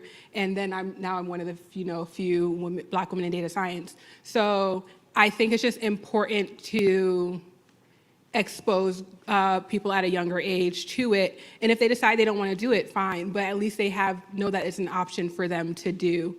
And then just kind of making programs available and affordable, because a lot of things also are a little bit limiting in terms of like the prices of it. That's why I like things like Girls Who Code and Black Girls Code. They have like free programs for these girls to kind of get started young. Yeah, definitely. And then Alicia, a question came in for you too. To your point on kind of documentation and note-taking, do you have any tools that you like to use to keep yourself and your work organized? So the biggest thing is just every time I have a project, I have a specific folder for it, and that folder has a very long document. Usually it's just on Google Docs or something because they're all collaborative, and it just has every single agenda, like meeting, just in there, and every decision that we made along the way and why we made it, and there's usually comments from people, and just keeping that whole thing all together throughout a project helps with the documentation. And I can't count the number of times that I've been like writing up a project, and I remember we made some decision a month ago, but I have no idea why, and I go back and I look, and then like it's there. And so just, yeah, having that all together with like all of the other documents, and usually like a list of all the links to like where are the relevant other documents to go look for, has been really helpful. Awesome, yeah. I think it's once you have some sort of organization system, whatever it is, it might be different for someone. As long as like you understand it and know how to navigate it, that's always helpful. Amanda, I'll ask you this one, because it's similar to kind of what we were talking about before about like, being an SME and specializing. What advice do you have to discover what you want to specialize in the field, or what is the right fit for you? Is there some way that you can kind of think and try to find it, or does it just come to you? So I would say that it's actually pretty hard to discover when you read data science job descriptions. It's really hard to know like what that job is really going to be about, because they often sort of all read the same, like have high impact, work with like interesting data, and then like have a background in computer science or things related to computer science and or experience in the field, which doesn't really tell you what the job is really going to be like. And so oftentimes the way you're going to find out is by, first, when you talk to a recruiter about the job, like what does the team do, where do they sit, how do they interact. Another is like in the course of the interview itself, you often will get a sense for this. And I discovered early on that I knew, like I really like interacting with other people. I'm a very sociable person, which made the pandemic very hard for me. And I learned very on that some jobs did not seem like they were going to be a good fit for me, even if I had the skills for them, because people worked in silos and they weren't going to work with other people. And ultimately, I discovered a love in my first job for working with product teams, really understanding like how a product is used and like how we can use our own data to build a better product. And so for me, that sort of like came along the way in understanding like what my interests really were. And it in part came with the fact that like doing a role like that meant like I was interacting with engineering teams, the product team, the design team, and other data scientists. So I had different kinds of stakeholders. But there are some people who are very interested in having jobs where they really hone in on a craft. So one job I was interviewing for, basically they said you wouldn't move from a team, your job would be to essentially get the best conversion rate you could get for your team. And some people are very, very excited about that. Like you get to be like the true expert and really understand the data that goes into making that kind of model. And for some people that's like the right fit for them, but I would say like looking at a job description, it's very hard to figure out which job's gonna be like that. And the only way you're really going to find out is by either finding certain cues in the job description to suggest like you're going to be embedded on this team, you're going to be working on this particular kind of project, or in your discussion with, say, like the recruiter early on, or with some of the people in the process of your interview.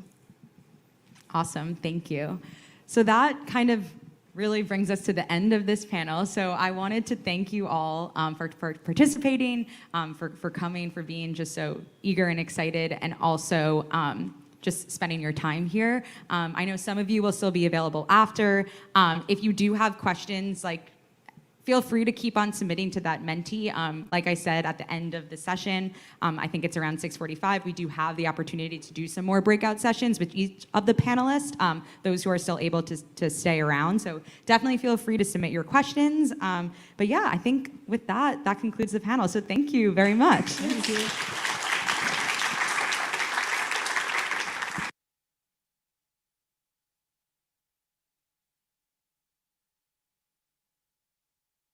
Hugo Ace, our amazing caterer, and his team has set up some food and drink for us, so please enjoy and be back in 5 minutes.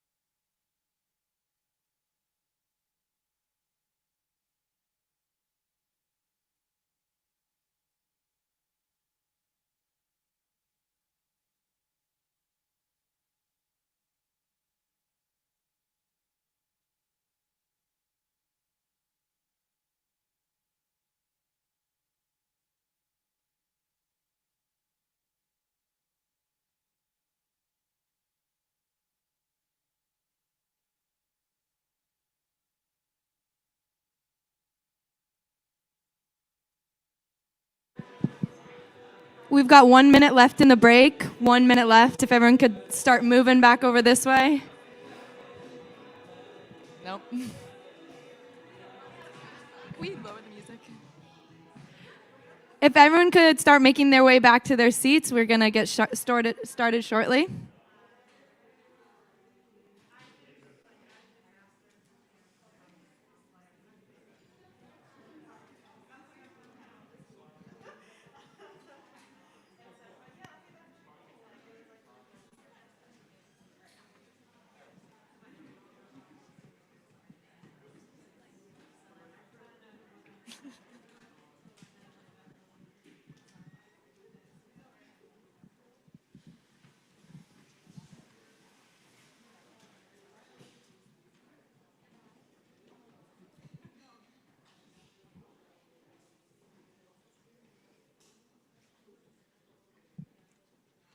All right. Hopefully everyone enjoyed that panel talk. I know that I took a lot out of it. It's really interesting to hear a lot of people's different perspectives on breaking into the field. We've all been there. We've all felt everything that they were talking about. So super appreciated. So next up, we have a tech talk. Livia Salguero is a data scientist at Hearst Television, and she will be walking us through her project, a recommendation engine for news content. So Livia, if you want to give a brief introduction about yourself and the work that you're doing, we can get started. Yes, hi. Can you hear me?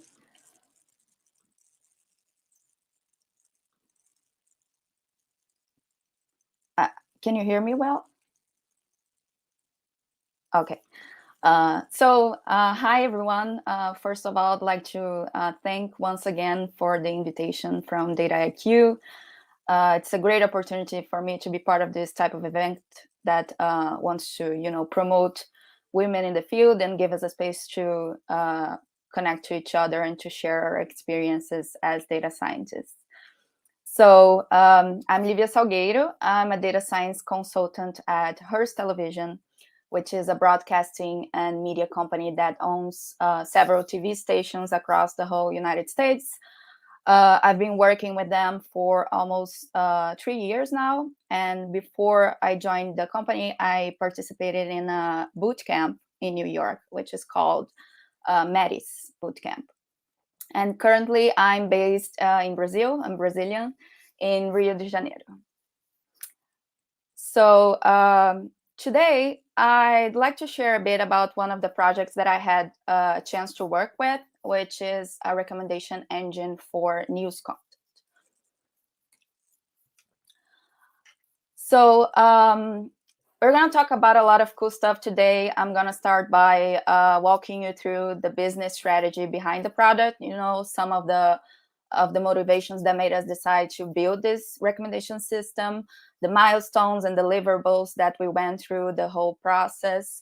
Then we spend some time in the fun part, which is a deep dive into the data science experiments. So what we tried, why, what were the results that we obtained until we reach the current version of the model that is currently in production. So we're going to spend some time about that. And finally, we're going to discuss what were the outcomes of this project to the company. So how did we aggregate value by implementing this system? And hopefully in the end, we'll have some time for some Q&A. I'd love to exchange with you and get your thoughts about everything that's going to be discussed today. So just to give some business context here, before we implemented this system, we used to hire a third-party vendor that would provide us with recommendation content to be displayed in the website. So basically, when the user is reading a news article of a story in the website, you have this recommended tab, which is exemplified here in this slide. Which is displayed in the left side of the page that he or she is reading, and you have this content recommendation, so the user can click next and stay engaged longer, which is our ultimate goal here. It's to increase engagement in the sites. And we had some issues with this strategy, basically because we didn't have any control over the recommendations, right? So we would receive a lot of complaints from the editorial desk that the user experience could have been better if we have more control and we could try to filter better what types of content were being recommended in the sites. Also, we had to provide this vendor with a lot of our data sets so they could tailor their solution to our business case. And we had to do like this all the time because we have to give them updated data.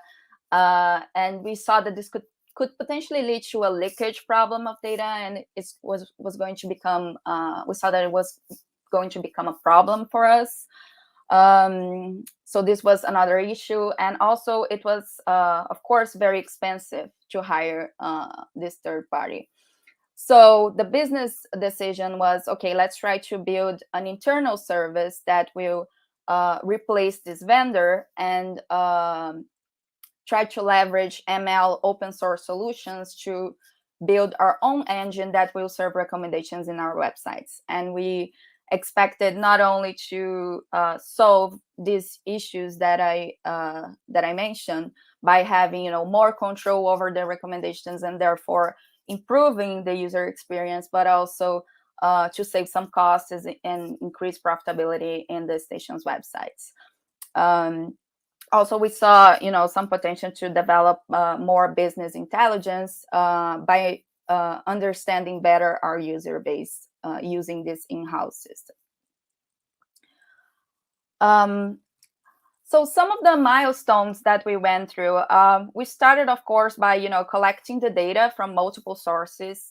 We did a lot of exploratory data analysis because we wanted to see like what kind of data do we have and what can we do with that. And besides, of course, having a huge collection of content attributes like title, body, publication date, section, location, things like that, we saw that we also had a very good amount of aggregated consumption data from Google Analytics. So we knew exactly what types of content were being clicked, how many times, when, for how long. We knew exactly what users were engaging with in our websites. And with that in hand, we started to architect the model, doing a lot of experiments, building POCs, all things that I'm going to share more in a bit, up to a point that we ended up with a first version of the model that we thought it was satisfying for a minimum viable product. So we implemented this whole data processing and training pipeline to be able to serve this model for the MVP. And we deployed the MVP. We focused only on a small percentage of our user base. And I'm going to explain more about why we did that. We did A/B testing because we wanted to be able to effectively measure the response of the new system. And after a while of this A/B testing, I think it lasted for like 6 months, we started to evaluate the metrics and we saw that they were satisfying. So the main metric that we looked was the click-through rate, which measures the amount of users that click on the items that are being recommended, the clicks on the links they are exposed to, because we wanted to get exactly this comparison over the recommendations of the new model related to the previous solution, which was the outside vendor. And we were very happy because we saw that the average CTR actually increased substantially. For some stations, it almost doubled when we compared to the control group. So the MVP was launched, and after that, we went to the post-MVP phase, which was the time to, let's improve the model and expand to be able to serve the system to all users and not only this power users base. So diving deep into data science, because that's why we are here today. Basically, we started by looking at the literature and searching for some benchmarks for recommendation systems. We searched for a few publicly available data sets. We had like Movie Lens, Netflix also had a challenge and had released the data set to the public. So you use some of them to, experiment and try to build a POC. And one of the first things that we observed when we look at our data set, which is a data set of news content, is that it's very sparse, right? The sparsity is even higher than average for this type of recommendation system that we usually see. And what I mean by that is that if you look at the relationship matrix between users and content consumed, this matrix is full of zeros, full of empty spaces. And it's easy to understand why, because news content get old really fast, so it expires really fast. Yesterday news, they are not very relevant today anymore. So we have this incredible amount of new data and new content being created and renewed every day, and of course it cannot be consumed at the same rate by all the users. And not only on the user side, but we had some sparsity on the user side as well, not only on the content side, because we had a limitation that our station's website, they don't require authentication. So you can read a news article there in the site without having to authenticate yourself. And sometimes you have the same user reading an article from the web browser, and then they go to their mobile phone, and then they go to a link that came from social media. So you have the same user coming to the sites from different platforms, and we can't track this user. So we end up losing valuable information about this user browsing history. So we had this limitation on the user side as well that also increased this sparsity issue that I mentioned. So we knew that sparsity was going to be a challenge, but even though we decided, let's start with a baseline, which was a very, in a certain way, vanilla and default technique in the literature, which was to build a latent factors model that is based on collaborative filtering. So collaborative means that we are making predictions about the interests of a user based on interests of many other users, right?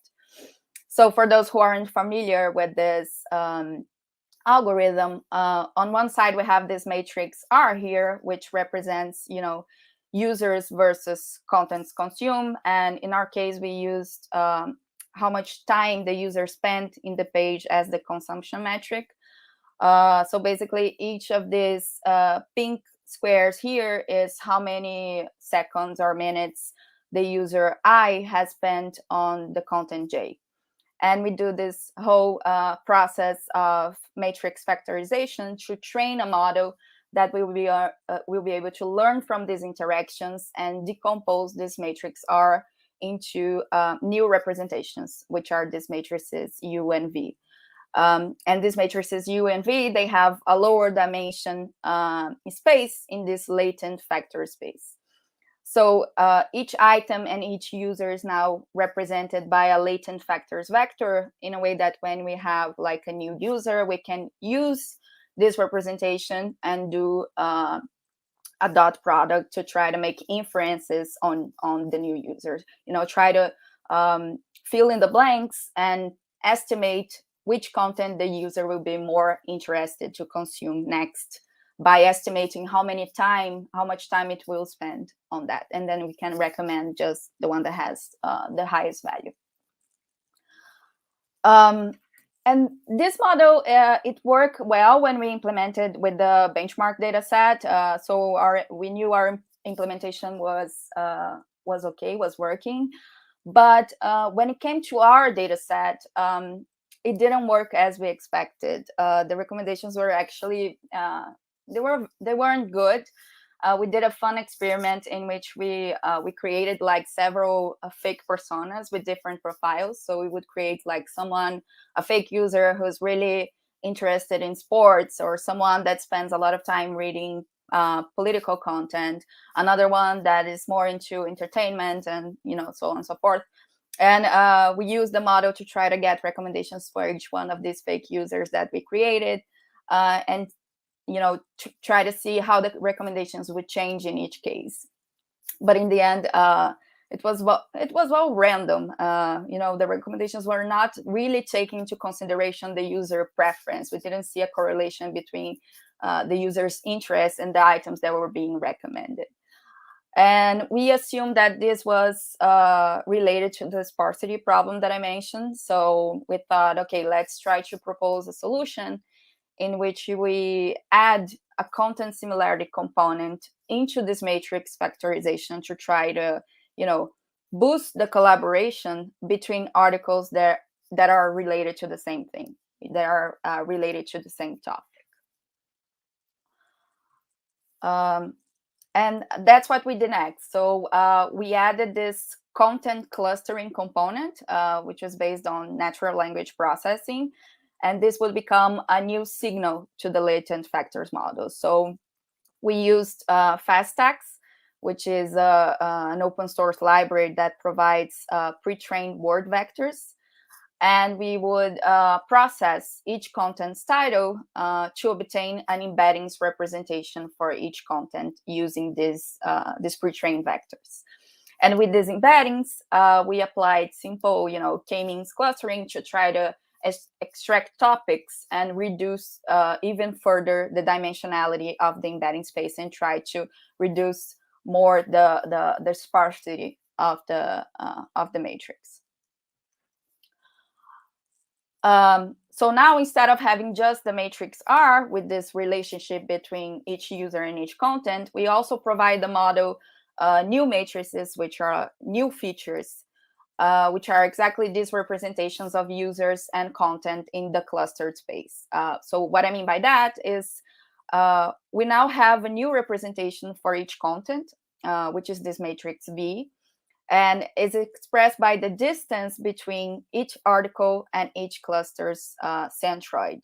So it's K clusters versus number of items dimension matrix. And we do the same thing on the user side. So each user is now represented by, the distance of the average embeddings of the items that they have consumed to each cluster. And this is this matrix U. So it's a number of users versus number of clusters matrix. And we do a new, factorization, but now it's able to learn the matrices A and B in the latent factor space, leveraging this content correlation signal, which is represented by the topic clusters. And this model was so much better on generating the recommendations, especially for heavy users, which are users that spend a lot of time in the website and read several articles. We call power users. We had like a minimum browsing history requirements to classify a user as a power user, like it had to consume like a certain number of articles in the last 3 months. They had to spend at least, 5 seconds in each article. So these were classified as power users. And for those users, the system worked really well. We did the A/B testing, and it showed a very large increase in the CTR, as I mentioned before, when compared to the control group. So we decided to go live with the MVP, and we deployed the model in production, but serving only these power users from our user base. The problem was that these heavy users, they represent only 20% of our base, right? Because of the limitation on the authentication that I mentioned before. So 80%, they don't have an expressive history of content. And for them, the system just wouldn't work because it relies a lot on those topic embeddings representation that I explained. So we have this cold start problem that we have to fix because most of our base was not being served by the model. So we did more and more experiments, tried a lot of different things, and in the end, we ended up with our current model, which basically combines aggregated statistics similar to Bayesian priors. I'm going to explain more about this, but we combine this aggregated statistics with a user affinity score that we compute from NLP embeddings. So this model is actually very different from the previous one in the way that it's actually simpler, but it's much more effective to handle with the cold start problem that I mentioned, because it still uses the browsing history of the user to keep the recommendations personalized. But if the user is a new time user, or if it's a user that doesn't have an expressive browsing history, this model is also able to serve good recommendations by leveraging aggregated statistics of content views from the other users. So it's sort of a collaborative model as well. But it works differently in practice, because what we do is that for each content that is a candidate to be recommended, we get data from Google Analytics, and we calculate these 4 prior signals that are here in this pink rectangle. So we have popularity, which is basically, the probability of the content being read, click probability, which is a more recent measure of popularity, like the popularity over the last 6 hours, a trending score, which calculates, if the content is hyping, if it's trending. We do that by calculating the slope of the line that represents this last 6 hours click probability points. And finally, a freshness score, which is a score of the age of the content, so how many days or hours since the publication date. But we do that by using a nonlinear descending function. So it benefits more recent content, and basically all contents that have a certain number of days, they are all scored the same way. So we collect all these priors, which, as I said before, are based on all users' behavior. And then to increase personalization and have a better engagement, we also add this affinity score, which basically measures how much interested the user is about that content, that candidate content topic, based on what they've read before. So the same way I've explained before, we use fast tags, and we generate 300 dimension embeddings representation for the candidates. And then when a user enters into the website, we know what pages they have visited, and we average the embeddings of the contents that are in their history based on the time that they have spent on each page. So not only what have you read, but how much time did you spend on each. And we create this user profile representation, which is also a 300 dimension vector. So we use simple cosine similarity, and we created this scalar affinity score between the user and each content. And in the end, we sum all these priors with the affinity score, and we get the final score for each candidate. And then we do that for all the candidates, and we just rank them and recommend the top 5 that have the higher scores. So that's why it's personalized for each user. But if a user doesn't have a browsing history, we have a way to recommend as well by using this collaborative aggregated statistics approach. And from a product perspective, it's also interests this model, because we can, tweak the importance of each prior in the final computation. So if we want, for example, to focus recommendations on more recent articles, we just increase the weight of the freshness score in the final score.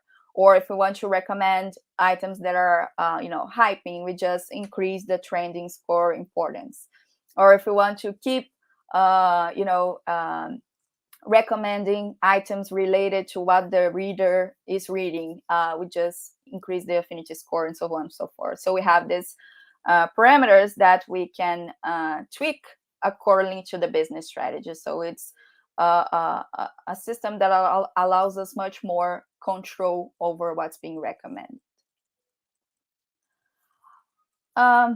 So this engine has been running for a few years now, serving our websites. And after all this time, we were able to see a revenue increase of almost 4 times when compared to the previous solution, the outside vendor. we had to offset the loss of the vendors' revenue that came from advertising. So we implemented new ad placements on the websites, in the article pages. And this combination of a higher CTR that was caused by our system with this native ad placements increased the profitability of the websites, which were one of our goals when we decided to implement the system.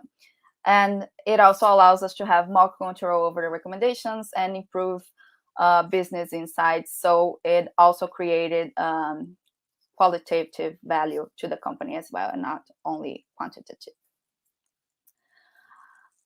I think we went through all, so I'm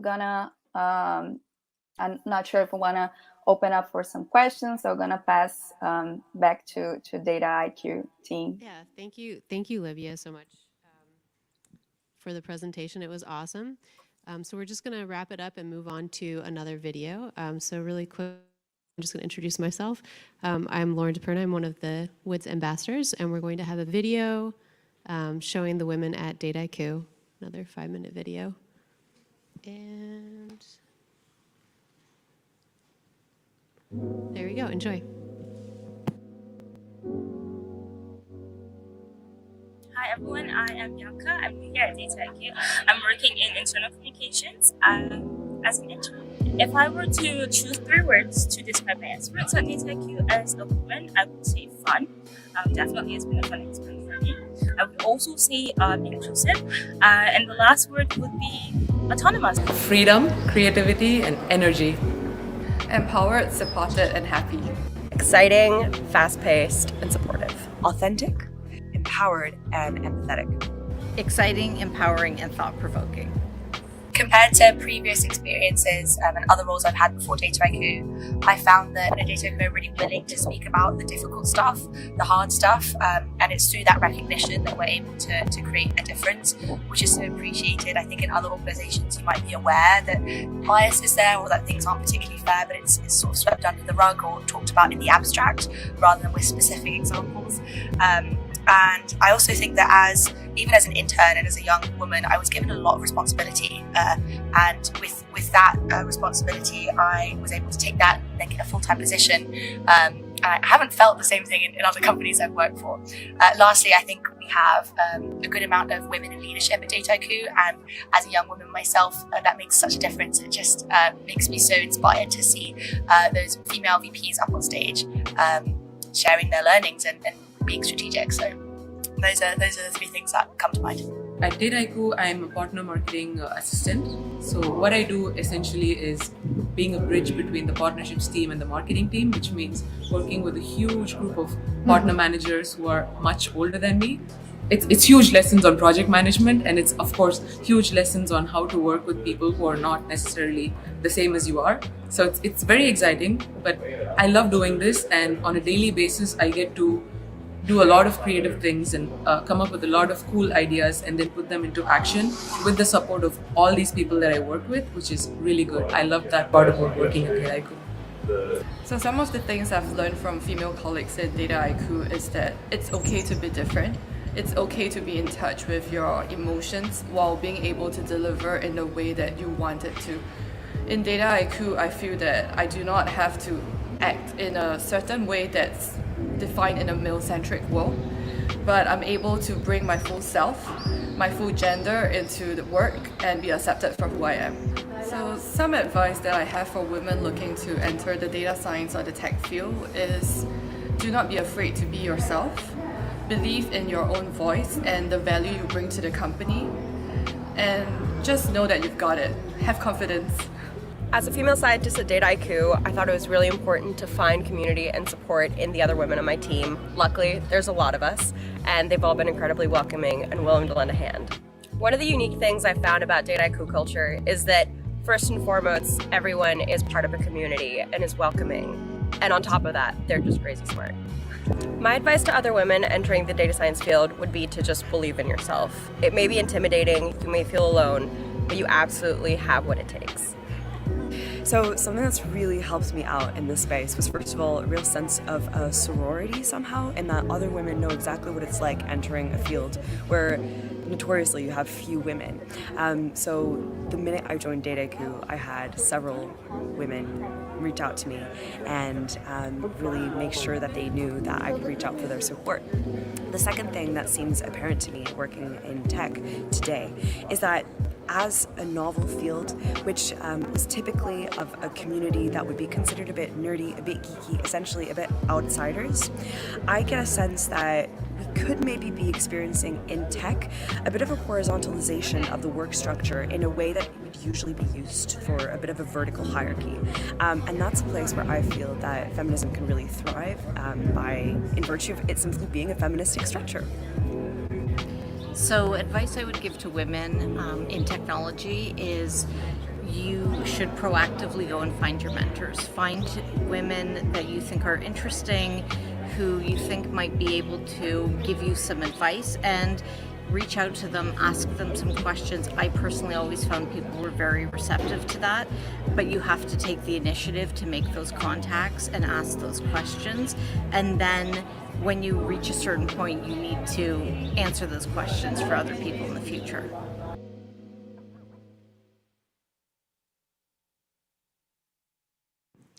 Hi, I'm back. Up next, we have Emma Wong talking about an AI-powered recommendation system, and here she is. Thanks so much, Joy. Hey everyone, my name is Emma Wong, for those of you who don't know me, and I'm a data scientist at Dataiku. Okay, so I don't know about all of you here, but I have to say that I spend way too long getting ready in the morning. I'll open my closet and I'll say I feel like I've worn the same outfit 5 times this week, but I have so many clothes, what can I actually wear? How is this possible? And after kind of facing this problem for a while, being late to appointments, being late to work, I kind of thought I'm a data scientist. Why not solve this with data science? So I built a computer vision AI-powered outfit recommendation system, and I'll be walking through that today. So the challenge I faced here was to create an outfit recommendation system that will make getting dressed and shopping easier, using the number of likes to represent how fashionable an outfit is. So like any data science project, I had to start with some data. In this case, I used this data set from a site called Polyvore, and I'll get more into that a little bit later. For the actual modeling, I developed a series of 3 models, a convolutional neural network, an autoencoder, and k-means clustering. And I'll get into a little bit more of what each of those algorithms is and why I chose to use them. Finally, the output of this model is an application where an end user can upload their wardrobe and receives back some recommendations. So what should they wear based on their wardrobe?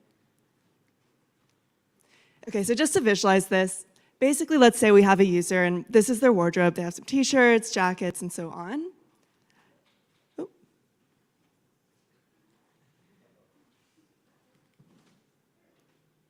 Okay, so this is their wardrobe. The system will generate this recommendation. Going back to the data that I worked with, it's a data science project. The most essential piece of this is the data. So I don't know how many of you are familiar with this site called Polyvore. Essentially what Polyvore is users can generate certain collages of outfits and upload them to a site where other users then vote on those outfits. So we can use those votes as a sense for how fashionable that outfit is. And these are some examples of the actual outfits that users uploaded. So they're kind of in this collage format. I should mention that I worked in Dataiku's software DSS to build this project. And actually, this is going to help us out here because it's a very visual flow. So we can follow along with how I developed the project in this kind of visual format. You can see that I have 2 sections here. The first section is where I trained the actual models. And then the second section is where I provided the recommendations. So starting off with the actual data, the nice thing about the Polyvore dataset was it contained both metadata about the outfits as well as the actual images themselves. So I was able to do more of the data cleaning on the metadata and then use that cleaned metadata to abstract the images from the folder that they provided. So basically the metadata contained a series of records. Each record represented one outfit, and each record had a series of images that comprised that outfit. So because the data was compiled like that, I was able to throw out any irrelevant data. For example, people would upload menswear looks, accessories, maybe their favorite sunglasses, and upload that as a collage. So obviously that's irrelevant to this project. We're just designing outfits. So through the metadata, I was able to kind of clean up the data a little bit and only really use the outfits that are relevant to this project. Once I started modeling, I started with something called an autoencoder, and that's the part that I created right there. Okay, so what is an autoencoder? For those of you who aren't too familiar with deep learning, we have both the algorithm and the model architecture. So an autoencoder is a type of deep learning architecture. The actual model algorithm that I worked with was a convolutional neural network, and this was because, it's computer vision. Typically, we work with convolutional neural networks for computer vision. What I'm actually going to get into is the architecture of the convolutional neural network, which is the autoencoder. So an autoencoder, it'll take some input. In this case, let's use this kind of, I think it's a romper or dress or something as an example. So this romper is represented by a vector. We send the vector through some convolutional and pooling layers and decrease the dimensionality of that vector. Then we finally get to this smallest layer, which we call the encoded layer. And from that piece, we increase the dimensionality again until we get the output that is actually the same as the input.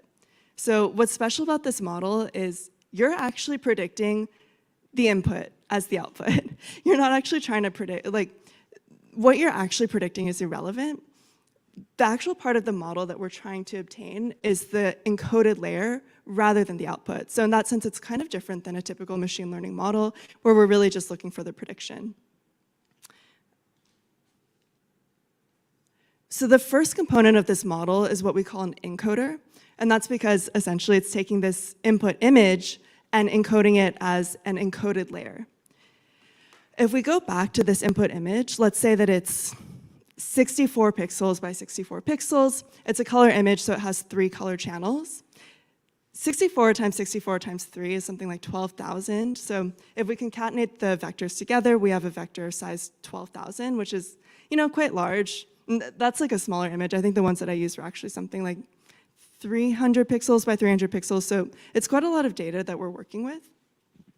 So with the encoder component of this architecture, we're reducing the dimensionality. And actually in practice, what I did was I blew out the dimensionality till it's, I think, around 24,000. And then through convolutional and pooling layers, which are part of the convolutional neural network algorithms, I decreased the dimensionality until I got to the encoded layer, which was actually vector size 12. So we went from something size 12,000 to size 12, severely reducing the dimensionality. Then from that,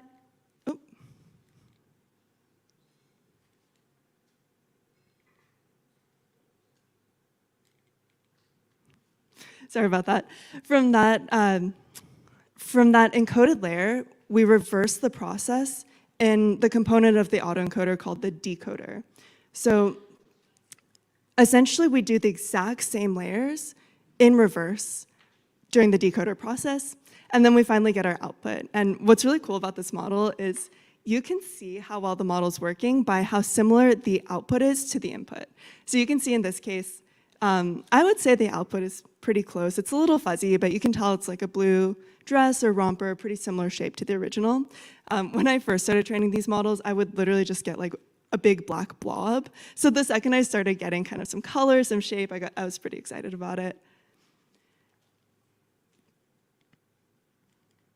Okay, and so like I mentioned, when we actually use this model in practice, what we're getting out is the encoded layer. So the prediction is kind of irrelevant. We're really just using that encoded layer as a vector representation. So essentially, we're predicting some sort of embedding for the original image that's severely reduced in dimensionality. So here's some of my results for the models. You can see for most of the articles of clothing, the models kind of understood what was going on. It got the shapes, the colors generally pretty well. There's a few exceptions. So you can see this kind of green dress in the middle. I think the model probably hadn't really seen that kind of yellow-green color before, so maybe it just kind of generalized it to more what it knew, which is more that yellow color. Maybe it's seen yellow before. One of the cool parts about this model, though, is you can see with this sweater here, it's like this slouchy kind of sweater that I think you or I, for a human, it might be pretty easy to interpret. Like, I understand this is a slouchy sweater, but for a computer vision model, it might have a harder time with that. And what's really cool about the autoencoder is it actually normalized this gray sweater from this kind of slouchy, wrinkly type sweater. It said, I understand this is a sweater, but usually I see gray sweaters that look more like this. So it kind of normalized the sweater and made the concurrent models, it had an easier input to understand there. Okay, so now we have the autoencoder. We can move on to the predictive model. So for the predictive model, I mentioned before the data set that I was working with, Polyvore. Each outfit that's uploaded receives some number of likes that the users on Polyvore like other outfits, and that is what I use as the score for this system. You can see, though, that the score of the likes is quite skewed. I mean, I think it's pretty common knowledge if someone likes something, or the majority of a post is not going to get that many likes, and then something might go viral and get a very extreme amount of likes. So in order to kind of normalize for that effect, I actually use the log likes as my target variable. So you can see it's a little bit more normally distributed there. Okay, so for my actual predictive model architecture, again, I used convolutional neural networks, so that was the algorithm that I used. We're still working with computer vision. In this case, though, we're doing the actual predictive model, so rather than the autoencoders, we're trying to predict that log-like as the output. So for the inputs, I have my outfit here. You can see their individual images. Then I send each image through the embedding layer. So this is where I use the autoencoder and generate the actual predicted embeddings for each image, really reduced dimensionality, so each image is only going to be a vector of size 12. Then I start sending it through the actual predictive model. So in this case, it's the fully connected layer. And you can see that each image is being sent through individually. Then once those images have been sent through a few fully connected layers, I concatenated them together and sent them through a few additional fully connected layers before predicting the outputs. So the reason that I designed it as a multi-input, theoretically I could have just concatenated all of the vectors together and sent them through directly through a convolutional neural network. But if I'd done that, I would have lost the interaction of each individual garment. So in this case, because I sent them through fully connected layers individually before I concatenated them, the model's learning both the behavior of the individual articles of clothing as well as how they're combined together. So maybe you have a really ugly shirt with an otherwise good outfit. The model's going to understand that ugly shirt is going to bring down the score of the outfit. Okay, so now I've trained my predictive model. We have the autoencoders. Now we get to the actual recommendation system. So let's say that this is our end user's wardrobe. They have some dresses, some t-shirts, and so on. This is where kind of the definition of what I considered an outfit comes into play. And this is something I'd previously defined, but I think it's a good place to talk about it here. Basically, I defined an outfit as, and obviously this is women's wear, but basically I just defined an outfit as containing a dress or containing a top and a bottom. So either it has a dress or a top and a bottom.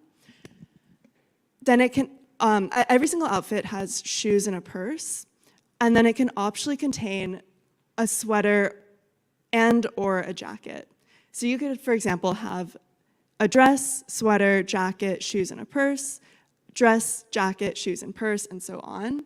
So it's pretty clear. That's just a lot of logic. I developed just like a Python script to go through and iterate over the entire wardrobe and generate every possible outfit based on the logic that I defined. So once I generated every single outfit, I was kind of like, originally when I designed the project, I thought that I'd generate every single outfit, predict the number of likes on that outfit, and then return, if we're interested in generating 3 outfit recommendations, just return the top 3 predicted outfits with the highest scores. What I found when I actually did that was that the 3 top outfits looked almost identical, unfortunately. So it was kind of boring, right? Like you might have the exact same outfit, but the shoes are different or something like that. So I wanted a way to differentiate between the outfits and return some results that are like a little bit different from each other, not just the same identical outfits 3 times. So this is where I use k-means clustering. This is also where the autoencoders came back in handy because I was able to represent each article of clothing using the autoencoder again. I concatenated all of the outfits together into a single vector, and then I used those vectors to generate k-means clusters. And because we're using the autoencoders, it's, again, severely reduced dimensionality, so you're not doing these like crazy high dimensionality problems of clustering. So with the clusters, let's say that we generated these 2 different clusters, then I could return the results with the highest scores from each cluster. So you can see in this example that both of the outfits in that top cluster score higher than both of the outfits in the bottom cluster. So in the original version, we would have just gotten those same 2 outfits. But with the k-means clustering, we have that differentiation. And now we get back, even though this outfit, the 3.79, is a little bit lower, it's much more varied than the previous outfits that we were getting. So the final component of this was to cluster all the outfits together and then return the outfits with the top scores from each cluster, and those are our recommendations. So now we can get to the fun part, which is the results. So when I was designing this model, going back to my problem, like getting dressed in the morning, my ultimate goal was, would I wear this outfit? That was kind of my benchmark. And when I saw these outfits, I knew that my model had succeeded. All right, thank you all so much. And feel free to let me know if you have any questions. Thank you, everyone.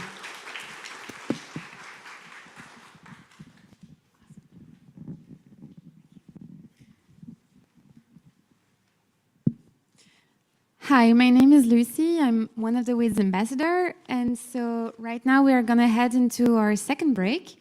There's some refreshment here, 1 bathroom downstairs, 1 bathroom here. Please feel free to network with any of the people over here if you have any questions. Do not be shy. This is your moment. Go for it. And see you back here in a little over 5 minutes. I think we have 10 minutes.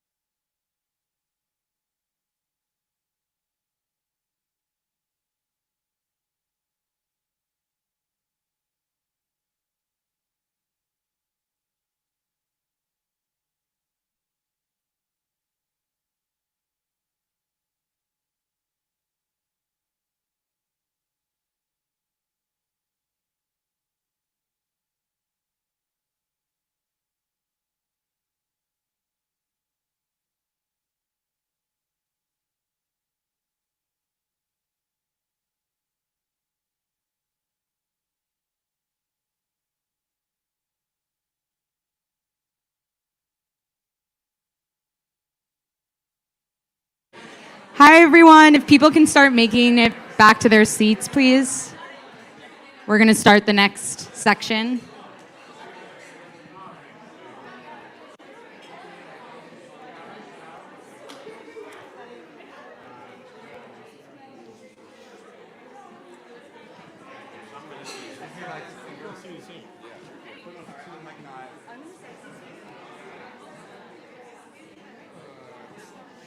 Thank you.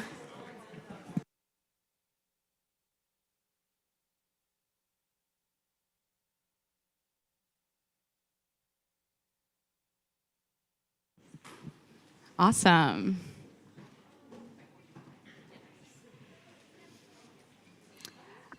Okay, so before our career panel, we wanted to introduce you to someone. Her name's Andrea. She's the Director of Data Science of ML and AI at Getty Images.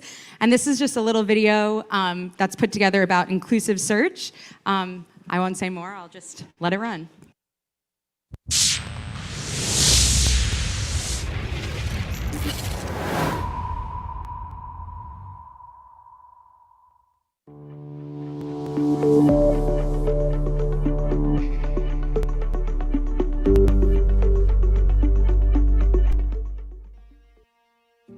How do we get to this?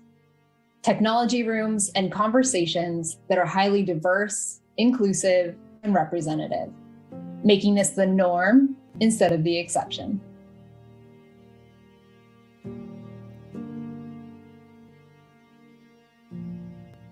I'm Andrea Gagliano, Head of Artificial Intelligence and Machine Learning at Getty Images.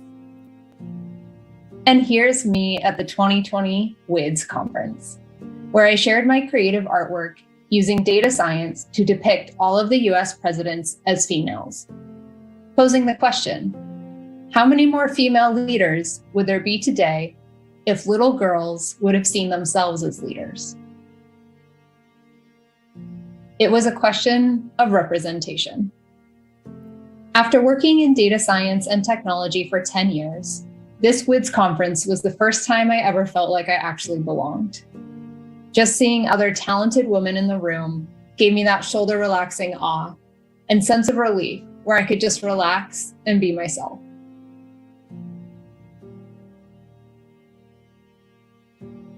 Imagine if that's how we felt every day, every conversation, every meeting. If we see ourselves in an aspirational role, it's a lot easier to become that person. For many of us, we grew up not seeing it. When I was 8, I was in computer club, but I quit because I was the only girl. When I was 19, I dropped my mechanical engineering major because my dad said he couldn't see me holding a tool. I made those choices because of what I saw and what others saw. Some roles were just not for girls. So I ask again, how do we get to this? Making this the norm instead of the exception. As the old adage goes, you have to see it to believe it. The images we encounter every day influence how we see ourselves and others. And it's not just women, but also people of different races and genders, ages, and backgrounds. People who have traditionally been on the fringes, perhaps doing very important work just outside the frame. Seeing ourselves, no matter who we are or where we come from, as the data scientist, as the robotics engineer, as the CEO, reinforces what's possible. Today, through my work, I'm able to actually do something about it. Last year, at Getty Images, we released a search algorithm update in the US that increased representation of ethnicities in our search results. Meaning more underrepresented ethnicities were appearing on page 1 in search, making those images easier to find, to download, and then use in the world. What we saw in the data is that the downloads of underrepresented people grew 20% on average. That means that images and videos of real people and real lived experiences are being used more frequently.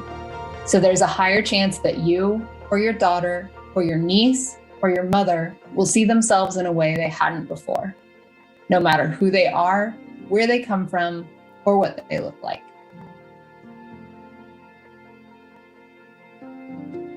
If you can see it, you can believe it.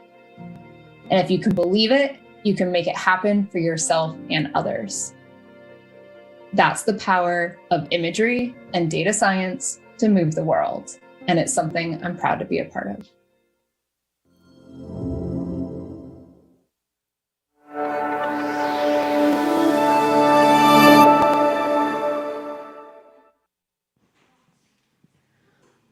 All right. Hey, everyone. My name is Valentina Pena, and I'm a data scientist at Dataiku.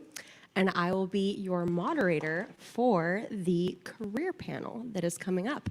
So if I could ask our panelists to please join us, that would be Melissa Arroyo, Alex Siminoff, Triveni Gandhi, and Ngozi Bell. See if I can get this to change.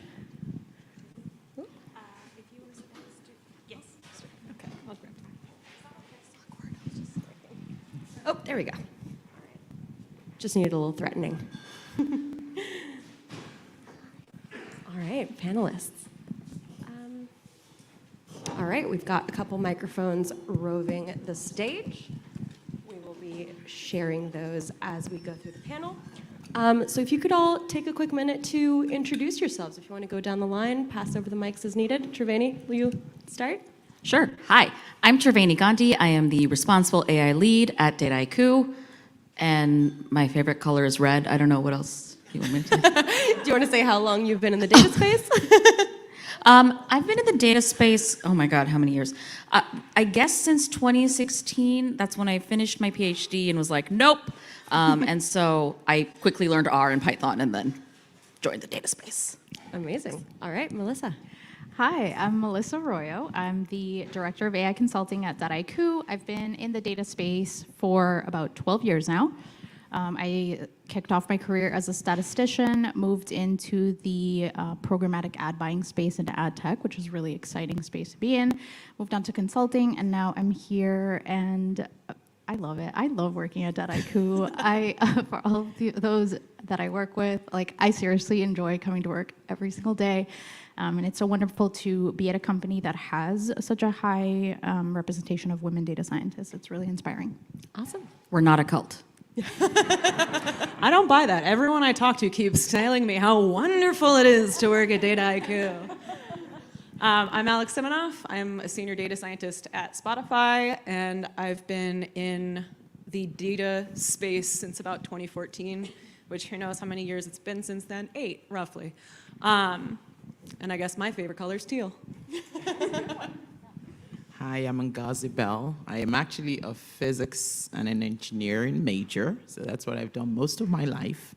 And then I started working on AI projects about 2 years ago, and I supervised a number of young people around AI programs. So I've been in the data science space kind of seriously for the past 2 years. And my favorite color, everything that looks nice on me. Okay, wait, Melissa, what's Melissa's favorite color? Oh, definitely red. There we go. Also purple. All right, so before we kick off the panel with a couple questions we have prepared for you guys, for those of you following along in the audience or at home, we do also have a Menti open if you want to submit some Q&A. And the code for that is 14482542. And that goes to menti.com, and you can submit your answers there. Sorry, questions. Hopefully we'll get the answers here. Okay, so to kick us off, I wanted to throw a question to Melissa. So we want to start off on a high note. We're going to be talking about success. So how do you attribute your success to whatever you think may be the cause? Is it kind of your own effort? Is it support from mentors or peers? Is it easy to maybe tell the difference between the two? Sure. So the intense pressure of being a first-generation Latina who has to make it. No, just kidding. So I would say it's a mix of things. It's, having kind of this like obsessive personality and really being so interested in a topic that I feel like I have this insatiable hunger to learn more. So I feel that way about statistics, statistics at first when I, was in college, but now about data science, it was mentioned in the previous panel as well. Data science is a space that you have to continue learning. And so if that is the type of personality that you have, you will likely be very successful in this field. I also attribute it to a mentor. I have an incredible mentor, and it's not something that I actively searched out for, but it's something that I'm really passionate about. I think every woman and every data scientist, period, should have a mentor somewhere along in their career. It seems like kind of this tricky thing to go out and knock on someone's door and like, hey, will you be my mentor? But, look at the relationships that you develop in your day-to-day life and kind of, lean on those people. It doesn't have to be something that's super structured, but I do really, I attribute a lot of my success to my mentor. It was a college professor, and we're still actually dear friends. And really, I needed him the most when I just felt like kind of that imposter syndrome at the beginning of my career, and he was really just a big cheerleader for me. And that's been a really wonderful relationship that I now see that at this point in my career, I can offer back to young and budding data scientists. So I also offer mentorship services. I tend to focus on women and Latinas who are entering the data science space, but all are welcome. Awesome. Ngozi, you've had a super stellar career. You've done so many things in and around the data space. How about you? What do you think is important for success? What are kind of key opportunities that really led you on that path? Yeah, so thank you so much for the question. And by the way, I like what you said about, the imposter syndrome and stuff. So one of the things I learned, again, my career, I'm older than everybody on this panel, I think, most people here. But one of the things I learned real early was hard work is necessary, especially as a woman. So I worked like crazy hours. I would work 18 hours. There was a time that a police officer came looking for me because my husband had no clue where I was. So because I had this really great work ethic, you won't believe it, senior leadership wanted to be associated with me because everybody wants to mentor the person that they think is easy to mentor, kinda. So I ended up having really good mentors and what was called sponsors, right? So sponsors are more senior people. And I think what sponsors do for you is that they give you a bird's eye view of where the company is going. So when you understand where the company is going, then you understand how to position yourself. So for me, that was extremely important in my career, right? Because it exposed me to opportunities. It helped me. I was brought into board meetings sometimes to sort of get a sense of what happens with the company. Why do we care about profit and loss? Why do we care about the things we're trying to do? So that was really useful to me onwards. And later, I'm sure we'll get the opportunity for me to talk about some of the downside of when you get to a certain position and now you really want to make waves and you realize that everybody loves you, but so we'll talk about that later. But those were some of the things I learned. Yeah, awesome. And there's been such a theme about mentorship. I know that mentorship is super important to you, Alex. Is there anything that you want to share in terms of what mentorship means to you? In terms of either finding opportunities to mentor younger colleagues or finding mentors in and kind of around your environment? Sure. My company has a few more formal mentorship programs, and anytime something comes across my desk where I can help somebody and, maybe contribute the tiniest bit to their career and change their life in the most minuscule way, I'm going to take it. And to me, mentorship is all about building a connection with somebody who, maybe they have a slightly different background than you. Maybe they know something that you don't know, and you can give them some help, but in the end, you're going to learn yourself. And so my mentorship, model is one that is very different depending on who I, am mentoring. With some people, it's, we're reading academic articles, we're talking about everything that we see and what the implications are. And then with other people, it's more like, how do I navigate this professional development issue? And so kind of, mentorship can take any sort of form, but ultimately at the end of the day, I would not be where I am without the mentors that I had leading up until where I'm at. And so I feel, if good has come to you in your life, you have to put good back into the world. And so a lot of the mentoring that I do is really focused on, how do I help somebody bridge the gap that I myself had when I was in their shoes. No, of course, thank you. And to that point of it all comes down to small events, small opportunities, and really that's what paves the path. And also figuring out how to do that for people who may have different paths than you, and everyone here has a different story. Diversity is a huge matter. Triveni, do you have anything to talk about in terms of kind of the impact of diversity in how you craft your story? Yeah, wow, I could talk about that for a while. I think the thing about diversity is that sometimes we go into a space and we feel like the only person, and that can be very intimidating and daunting. And sometimes I go into a space and I'm like, I'm the only woman here, I'm the only person of color here, and I'm like, okay. And then I just go out and I'm myself, right? And I mean, that's a very, flippant thing to say, oh, I just pretend I'm not any of those things, because you can't just erase your identity. You can't just erase that feeling you might have. But sometimes I like to use it to challenge people, right? And anyone who's worked with me knows that. But to really say oh, you're talking about XYZ. Well, have you thought about this perspective that I'm bringing to the table, or that she's bringing, or that they are bringing? And I think using that as your sort of your strength, right? And not obviously not leaning on it oh, it's a crutch, but recognizing that you are bringing something unique to the table, and you should be proud of that, what you're bringing to the table. No, and I love that perspective. I feel like it's super important to have in mind those moments where maybe something seemed like a roadblock or a difficulty, and it actually ended up being a blessing in disguise. And I feel like that is such an important portion of what really leads to success down the way. And this is actually kind of a similar question that I like to ask, especially when I'm running interviews, which is a tough one, but it's recognizing that there's good in difficulty and as much as there is in celebration and success. So does anyone have a favorite failure that you'd like to share? Something that you thought was oh, there we go. Alex, do you wanna say a little something? Yes. So my favorite failure is actually probably one of my favorite career stories, only because it helped me understand. So I do a lot of A/B testing in what I do, because I'm more on the side of product data science and analytics as opposed to AI, ML. One of the first A/B tests that I ran, I'm not gonna say too much about what the change was, because that might give it away. But it dealt with how pricing was shown to users. So something that was pretty sensitive. If something moves, then people kind of react to it. We launched the test on a Thursday. I was a huge proponent of it. I thought it was a great idea. Friday, we see that the numbers are pretty bad. They're pretty bad, to the point where someone tells me, all right, be around tomorrow at noon. We're gonna get on a call with the CFO. And I'm like, oh, shit. What did I do?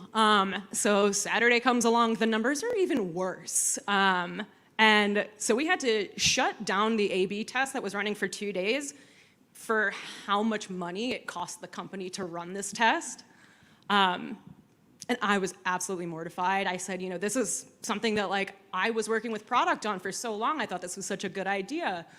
And then in the end, what I realized was oh, I think about shopping one way, or I think about prices one way, and I am not the same as everybody around. And so it helped me kind of shape my perspective and change the way that I saw what my role was at the company, and kind of it helped me figure out, better ways to potentially make changes in the future.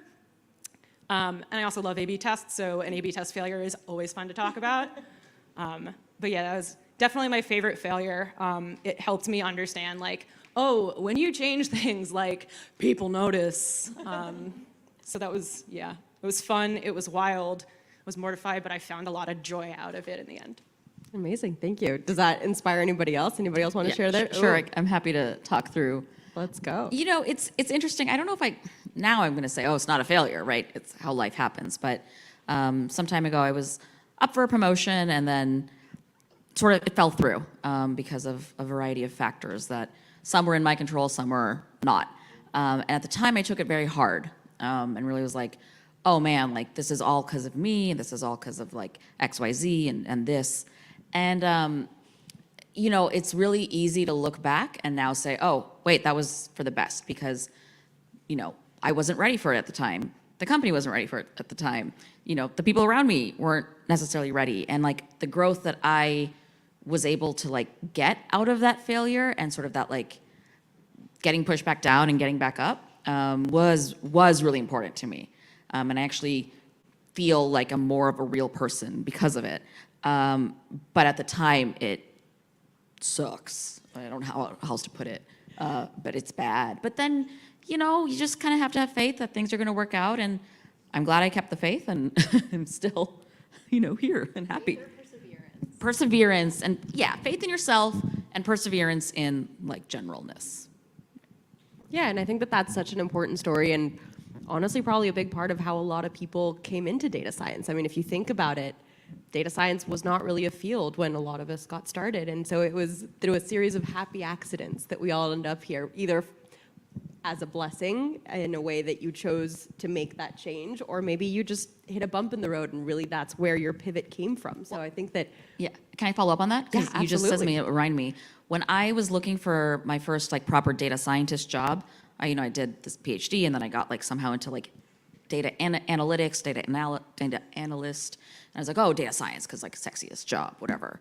I was out on the market for like 8 months, and like I swear seriously, I went to so many different interviews. I made it to the final round at 5 different places in like the course of like 2 months. And every time after the final round, they said no. And I was just like, okay, cool. I'll just, never do this and it's fine. And then my friend had applied actually to this role at Dataiku. And they said, oh, we need someone who's a little senior right now. We'll let you know if we need someone more junior. By the time they reached back out to her, she had gotten another job. So she actually said, why don't you talk to my friend Trevani? And I just like almost didn't even do it because I'd been through five failures. And I was like, I'm just done. I don't want to do another test. I don't want to do another round of this. And 2 weeks later, I had a job, right, with Dataiku. And so like those things, like they happen, but then they keep forcing you to like iterate almost like a machine learning model. And things work out in the end. Yeah, and in terms of how it's a constantly evolving field and it will continue to evolve, I feel it's super important to kind of look forward and think, well, where are we going to be in the future in that sense? And I have a question for you, Melissa, if you're willing to answer it, which is about where you think people who want to go into data science in the future should start focusing their efforts. What do you think are really some core skills to, I guess, make it in as much as any of us ever make it? Yeah, totally. So I love this question because anybody who has ever worked with me in a mentoring capacity knows that I push one thing, and it's soft skills. And so if I had to pick, a major to go into college, it would be, major in communication, critical thinking, and curiosity. Truly, all of the other things can be learned from books, but those are kind of these innate parts of your personality that you can continue building and that will make you incredibly successful in this field. Especially around the communication bit. The previous panel talked a little bit, they started talking a little bit about soft skills, and it really is true. The further you advance in your career, especially in this field, what sets a really good data scientist apart is their ability to be able to communicate their work to non-technical stakeholders. Like, it's going to be like that if you're in a customer-facing role, if you're in a product analytics role, whatever role you're in, the ability to communicate really technical concepts to a non-technical audience will always benefit you. So I'm such a huge proponent of building up those soft skills. I think it's something that, like as an early data scientist, you tend to focus on kind of like collecting all the algorithms and like, I want to, learn how to do NLP, and I want to learn deep learning, and I want to learn all these things, and that's all really wonderful. But you will reach a certain point where that's going to have diminishing returns, and focusing on that soft skill building is really, really going to set you apart and like skyrocket your career. Yeah, and in terms of those diminishing returns, I think it's really goes back to the idea that data science is an always evolving field. Absolutely. And I think it'd be really interesting to hear where some of you think that that's going in the next 5 to 10 years. Ngozi, do you have any opinions? I mean, you're seeing it from a very privileged perspective, so I'd love to hear your opinion on this. Yeah, I think supercomputing is an area that we're going to be seeing a lot of. So looking at just the idea of the quantum bits and what's going to be happening in that area is going to be incredible because as we look at the end of the day, right, when you look at things like machine learning, AI, data really is the oxygen on which they feed on. So these sectors are going to continue to migrate. I think we're going to continue to have technology evolve. But so it's the same thing, but in larger quantities and also in bigger volumes. So having the capacity to be able to process them is going to be critical. So I think paying attention to what's happening technologically in the systems that need to process them will be critical. So that's some of what I see happening in the future. Awesome. And I know that you have also some really interesting insights into that, Alex. Is there anything you'd like to add in terms of where you think things are going from your vantage point? Sure. So in the world of, I guess, product analytics and product data science, one thing that I'm seeing more of and something that we're doing at Spotify is the specialization of roles. So I'm more of a data science generalist. I do, A/B testing, SQL, Python, whatever. But we also have roles now like business intelligence analyst who build reporting suites for senior level executives. We have analytics engineers who are something of a data science and data engineer. We're seeing things like data visualization analytics engineers, so people who specifically just build dashboards that can be read by people and interpreted very easily. And I think the more that data science matures as an art form and science, we're going to see a lot more types of roles. It's not just going to be analytics, ML engineer, AI engineer, something like that. We're going to get some really specific roles, I feel, because I think as these fields each develop in their own right, people are going to develop deeper understanding in those, and companies are going to want to capitalize on that. That's what I'm saying. I think that's a really fair point. And I think from a technological standpoint, that's definitely going to happen.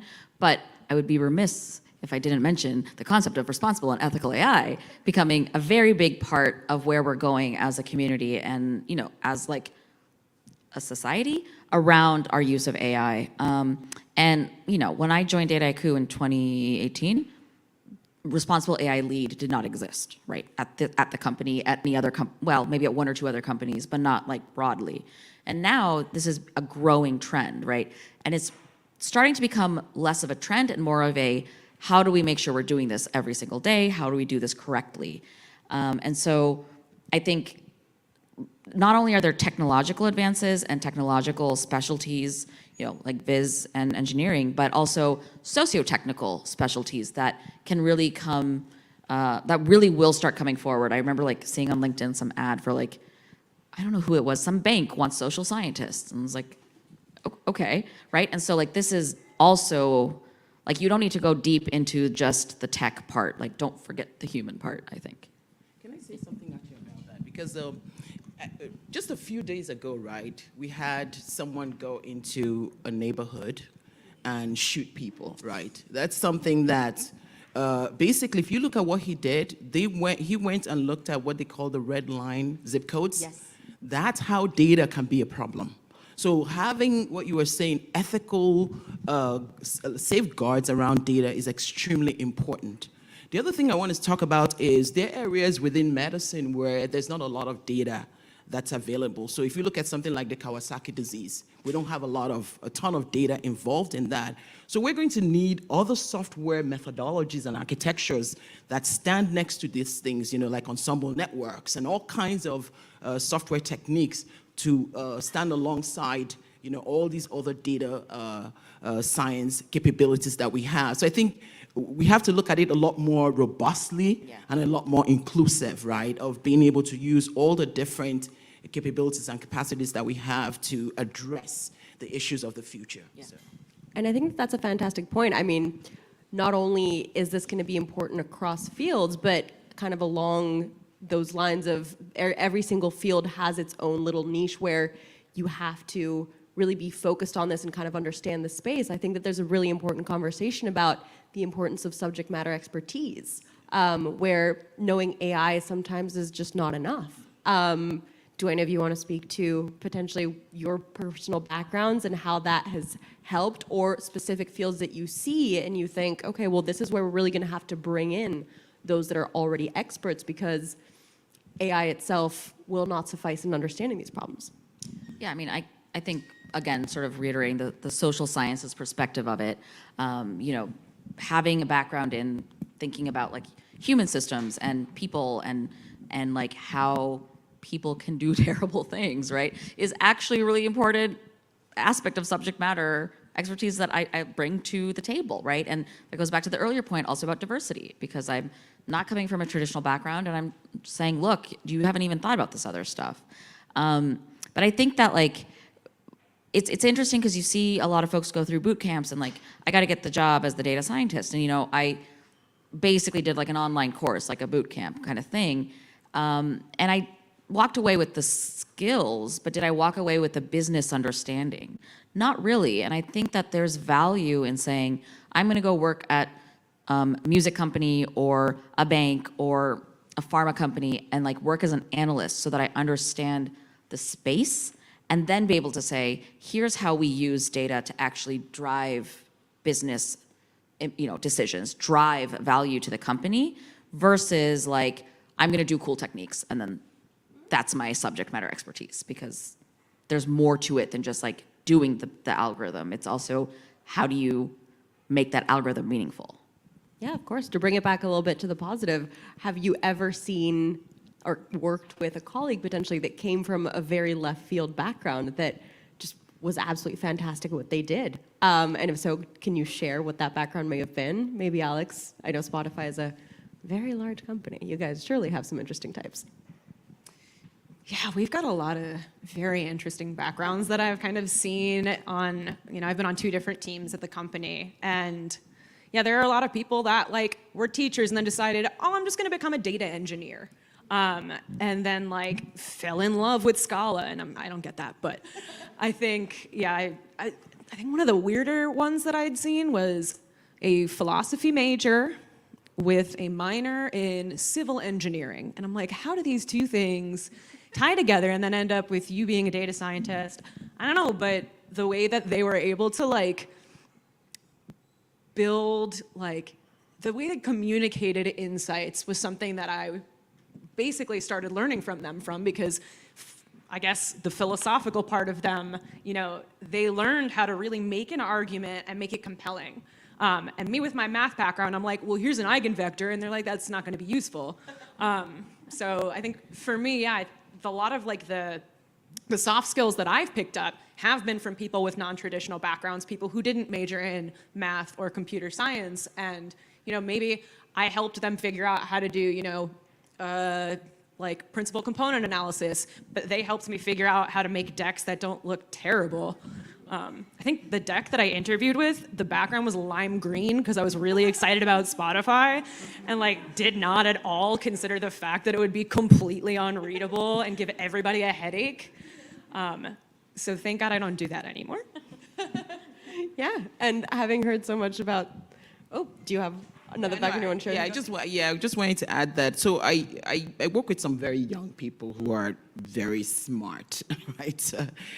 So one has built like a prosthesis that is used for transradial amputees and created the whole ML that's required for that and is almost about to patent it. But one of the things that I learned, as I supervise some of these kids, right, is that when it comes to data, having data that's diverse is critical. So we brought in a biologist, and so when these kids were working on some programs, one of the things that they recognize is if you, for example, are creating a diagnostic solution and you don't consider the phenotypes of all the other people, your diagnosis will be very limited. It will contain too many biases for it to really be useful. So you start having kids who are beginning to understand this, that if my data is not diverse enough, if my data is not inclusive enough, so we talk about these things from the perspective of social activities and all that, but when you think about it in the data that you're processing and how crucial that is to include that and to think of it that way, it's a game changer. So when you have young people beginning to think that way, for me, that's what's exciting. That's and when to the biologist be that becomes an person exactly, who's bringing that. I mean, like, hello, where am I in this data set? Exactly, and it's a biologist who is saying, oh, you know, when we do biology, we think about phenotype. So how are you modeling that? So those are the kind of things that excite me when I supervise. So, you know, I don't work in the trenches like you guys, but I understand that. No, and I think it's great to bring us back to the topic of mentorship. And I feel like someone mentioned the difference between mentorship and sponsorship. And what are the differences for each of you? Where have you found those two? Do you look for them in different places? Melissa, given that you are a mentor through and through? Yeah, so I'm going to be honest, today was the first time I had heard the word sponsorship, other than like a client sponsor. So obviously very familiar with the concept of mentorship, having one myself and being one for other women. I talked a little bit about this earlier, just like where to look for them. Just kind of follow the relationships that feel really natural to you. There are also some really incredible organizations that focus around getting underrepresented communities and women into data science. I would be remiss if I didn't mention DS4A, which has an incredible mentorship program. So if somebody could enlighten me as to what a sponsorship is, that would be lovely. So basically, a sponsor is a person in executive leadership that recognizes your skills and expects you to have the capacity to be developed for executive leadership.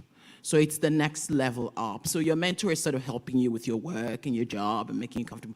Your sponsor is looking at you as someone who potentially could become a leader. So it's very important. So your sponsor needs to be someone who is about 3 levels removed from you. Your sponsor can be close enough to you because they have to have influence to be able to say, hey, we need to give this person a chance. We need to move Angela from this department to the other department. We need to bring Angela into a board meeting so she sees how it works. So that's what a sponsor does for you. Yeah, I've always understood it as kind of the difference between the person who helps you navigate your own path and the person that brings you along the journey with them. Almost someone who kind of paves the road and pushes you along a little bit. And I think it's very important because I think something that often happens is that women can struggle with self-promotion, and sometimes we do need someone to encourage us and help us climb that ladder. Do you have any opinions on how that self-promotion struggle can pan out? Any advice for our listeners? I don't want to dominate the conversation, so I'll give you a chance. I mean, I'm really good at self-promotion. I like talking about myself. I am not the person to answer this question. Okay, so earlier in my career, someone told me that, they were giving me just some overall positive feedback and said, your personal brand here is really strong. And I was like, what is a personal brand and how do you know that I have one and who told you about it? And that was the first time I had ever heard of the concept of a personal brand. And now it's something that I talk to my mentees about. I think it's something that's incredibly important to also, be aware that all of us have one, but what does yours look like? What does your personal brand reflect back, to everyone that you work with? And being really intentional about kind of curating that image. So self-promotion, making sure that your colleagues and your boss and I guess now your sponsors as well know the things that you're doing. And sometimes it can feel kind of, I don't know, like you're showing off or something like that. But that, it doesn't have to be approached in that way. Often your successes, can be in a form that you're just sharing with other people. So kind of like knowledge sharing and being really passionate about the things that you're doing at work are great ways to build a personal brand. I'm a huge fan of them, kind of just continue reaching out to people and building out your personal brand. It's really important. On that note, even though I am a show-off, I realized through my failure that you have to move, there's a difference between self-promotion and showing off and also doing the quiet, hard work. And sometimes you'll do that quiet, hard work for a long time and no one will notice it. And then you think, okay, I need to get out of this place because I'm not being recognized for it.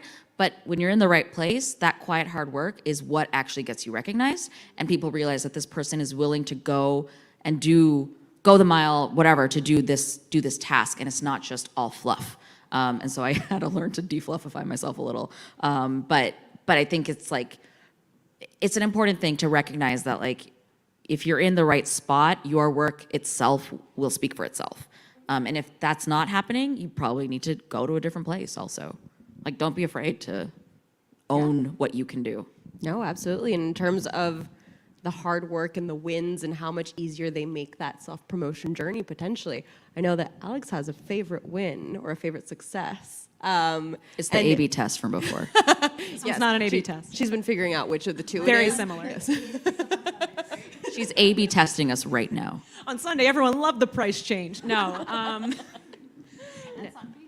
Yeah, I definitely didn't just super segment it to my user ID. Yeah, I think the favorite win that I had was the first time, actually this really ties nicely to this, the first time I actually really promoted myself. I think I've always been kind of that quiet, heads down worker, the person who goes, if I do all of this work and, someone says, hey, can somebody do this? I'm like, me, always. But I had never really taken the time to put the work that I was doing out there in a way that was very visible. And so the success I had was I was working on this product, and I kind of came up with this idea in a meeting with my product manager, and we basically just said, hey, we have this product with 3 different main features. We don't actually know how these features contribute to the user experience.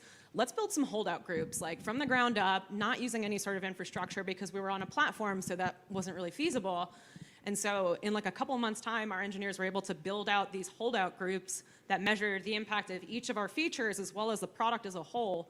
And that became something that was discussed every 6 months with the leadership of my organization. And so I was able to get in these meetings, present my findings, and talk about hypothesis testing with people who are, product leads for all of advertising at my company, which was terrifying because I'm very soft-spoken, and this was the first time I was, put in this sort of position. But it helped me further my career because that was kind of what I needed to get over my roadblock of being a data scientist towards being a senior data scientist. So I like that success. Amazing. And it feels like it had a really important path in your career. And again, that aspect of self-promotion and finding spaces for yourself to stand out, which I think is incredibly important. Can I add some? Oh, no, I'm sorry. Oh. No, please. Yeah, I thought we were moving to the next one. So I wanted to just give an example. So I've been a hardware engineer most of my life. So years ago, we built this product that was called an add-drop multiplexer. If you know anything about routing and all, it's sort of the heart of it. It sits inside the cross-connect. So we built this, and just think of it this way.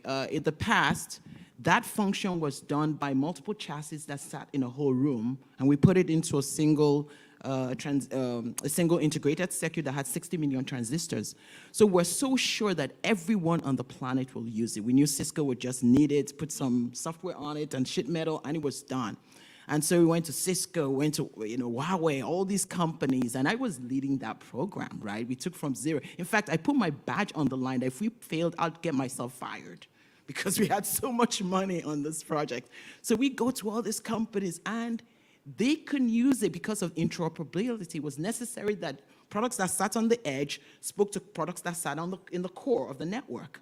So now we had to go back and take this product and create derivatives out of it so that we could put smaller form factors into the edge product. So it increased the value of the program, and it gave me a lot of publicity. So it was failure that turned into success. But one of the things I just want to say to you, especially as a young person, is at the end of the day, what a company cares about is their success. So you have to connect your self-promotion to the success of the company. If what you're doing is necessary for the company's success, then your self-promotion matters. That's what I learned very early in my career, that the day I made $100 million, I could put my badge on the line and say, look, I'm ready to walk away. And nobody wants you to walk away because they need that $100 million. So they're going to keep you. So that's the way that I look at self-promotion, is how does it connect to the success of the company that I'm serving? That's where the difference is made. Yeah, and what I wanted to add was something that you said that kind of triggered this, I guess, mantra that I've been living my professional career life by. And that is that self-promotion is inherently difficult. It's really difficult to go out there and be like, hey, I did this awesome thing. Don't you think it's awesome? But in that moment when you're thinking about doing really uncomfortable things, I've learned that it's in those uncomfortable moments that you're actually growing. The discomfort is you growing. And so you knowing that when things feel like, oh, I'm cringing and I'm dreading doing this, that is you growing. So push through, and I promise that you will come out the other side, being a better person, being a better professional, and kind of like recognizing that I don't want to do those like really uncomfortable things, but I know that on the other side I'll be a better professional, has helped propel me through it, because in that moment I just don't want to do it, but like past me has already made that decision. And I can absolutely attest to the fact that Melissa does say this to people. She said it to me as recently as last week. Yes. So thank you, Melissa, for the advice. Yeah, absolutely. And in terms of recognizing all those hard things and those hard tasks, and even the advice of, put your head down and just work on the hard problems and eventually chug along and you'll have a big success to promote. I think that it's important to recognize and to talk about the potential taboo subject of mental health, about whether you have it solved, whether you don't have it solved. Both of these are absolutely okay. But I'd love to hear about the kind of things that you do for yourself that help within your careers, within work, in your workspace, but also outside of it. What do you do that's not data science? What's something that's just for you? Oh, I don't do data science when I'm not at my All job. right. No. What do you do? Tell us about it. I have too many hobbies. I garden. I'm trying to learn digital painting, not very well. I sometimes knit. I sometimes do origami. I sometimes play video games. I play a lot of D&D. That's a new hobby. That's not going anywhere. I'm a dice goblin. I guess I cook because I have to eat.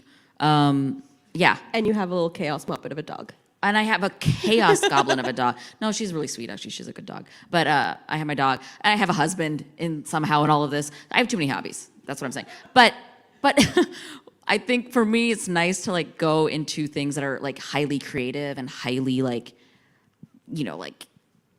sometimes highly unstructured when I've been having a lot of like structured work, like I'm like deep in like slide deck building and whatnot, and I just want to go and like just be wild. And then like sometimes when you're in that data science slog of like, oh my God, we have to test this model again, it's not, then I want to go and do something like I want origami and I want to fold it and I want to put it together and I want it to be done and I want to look at it, right? And so like just knowing what mental health you need on a given day is important. Yeah, awesome. Why don't we just go down the line and you can all share your opinions, even if it is not having figured out. Yeah, so that's me. Spoiler, mental health is it's a difficult topic. I don't have it figured out. I am a highly anxious person at work and outside of work. I think I put off vibes of like having it together and like being put together, but no, like in here, it's a mess. This is like actually kind of difficult to talk about because recently I've been self-reflecting and have realized that I don't know how to relax.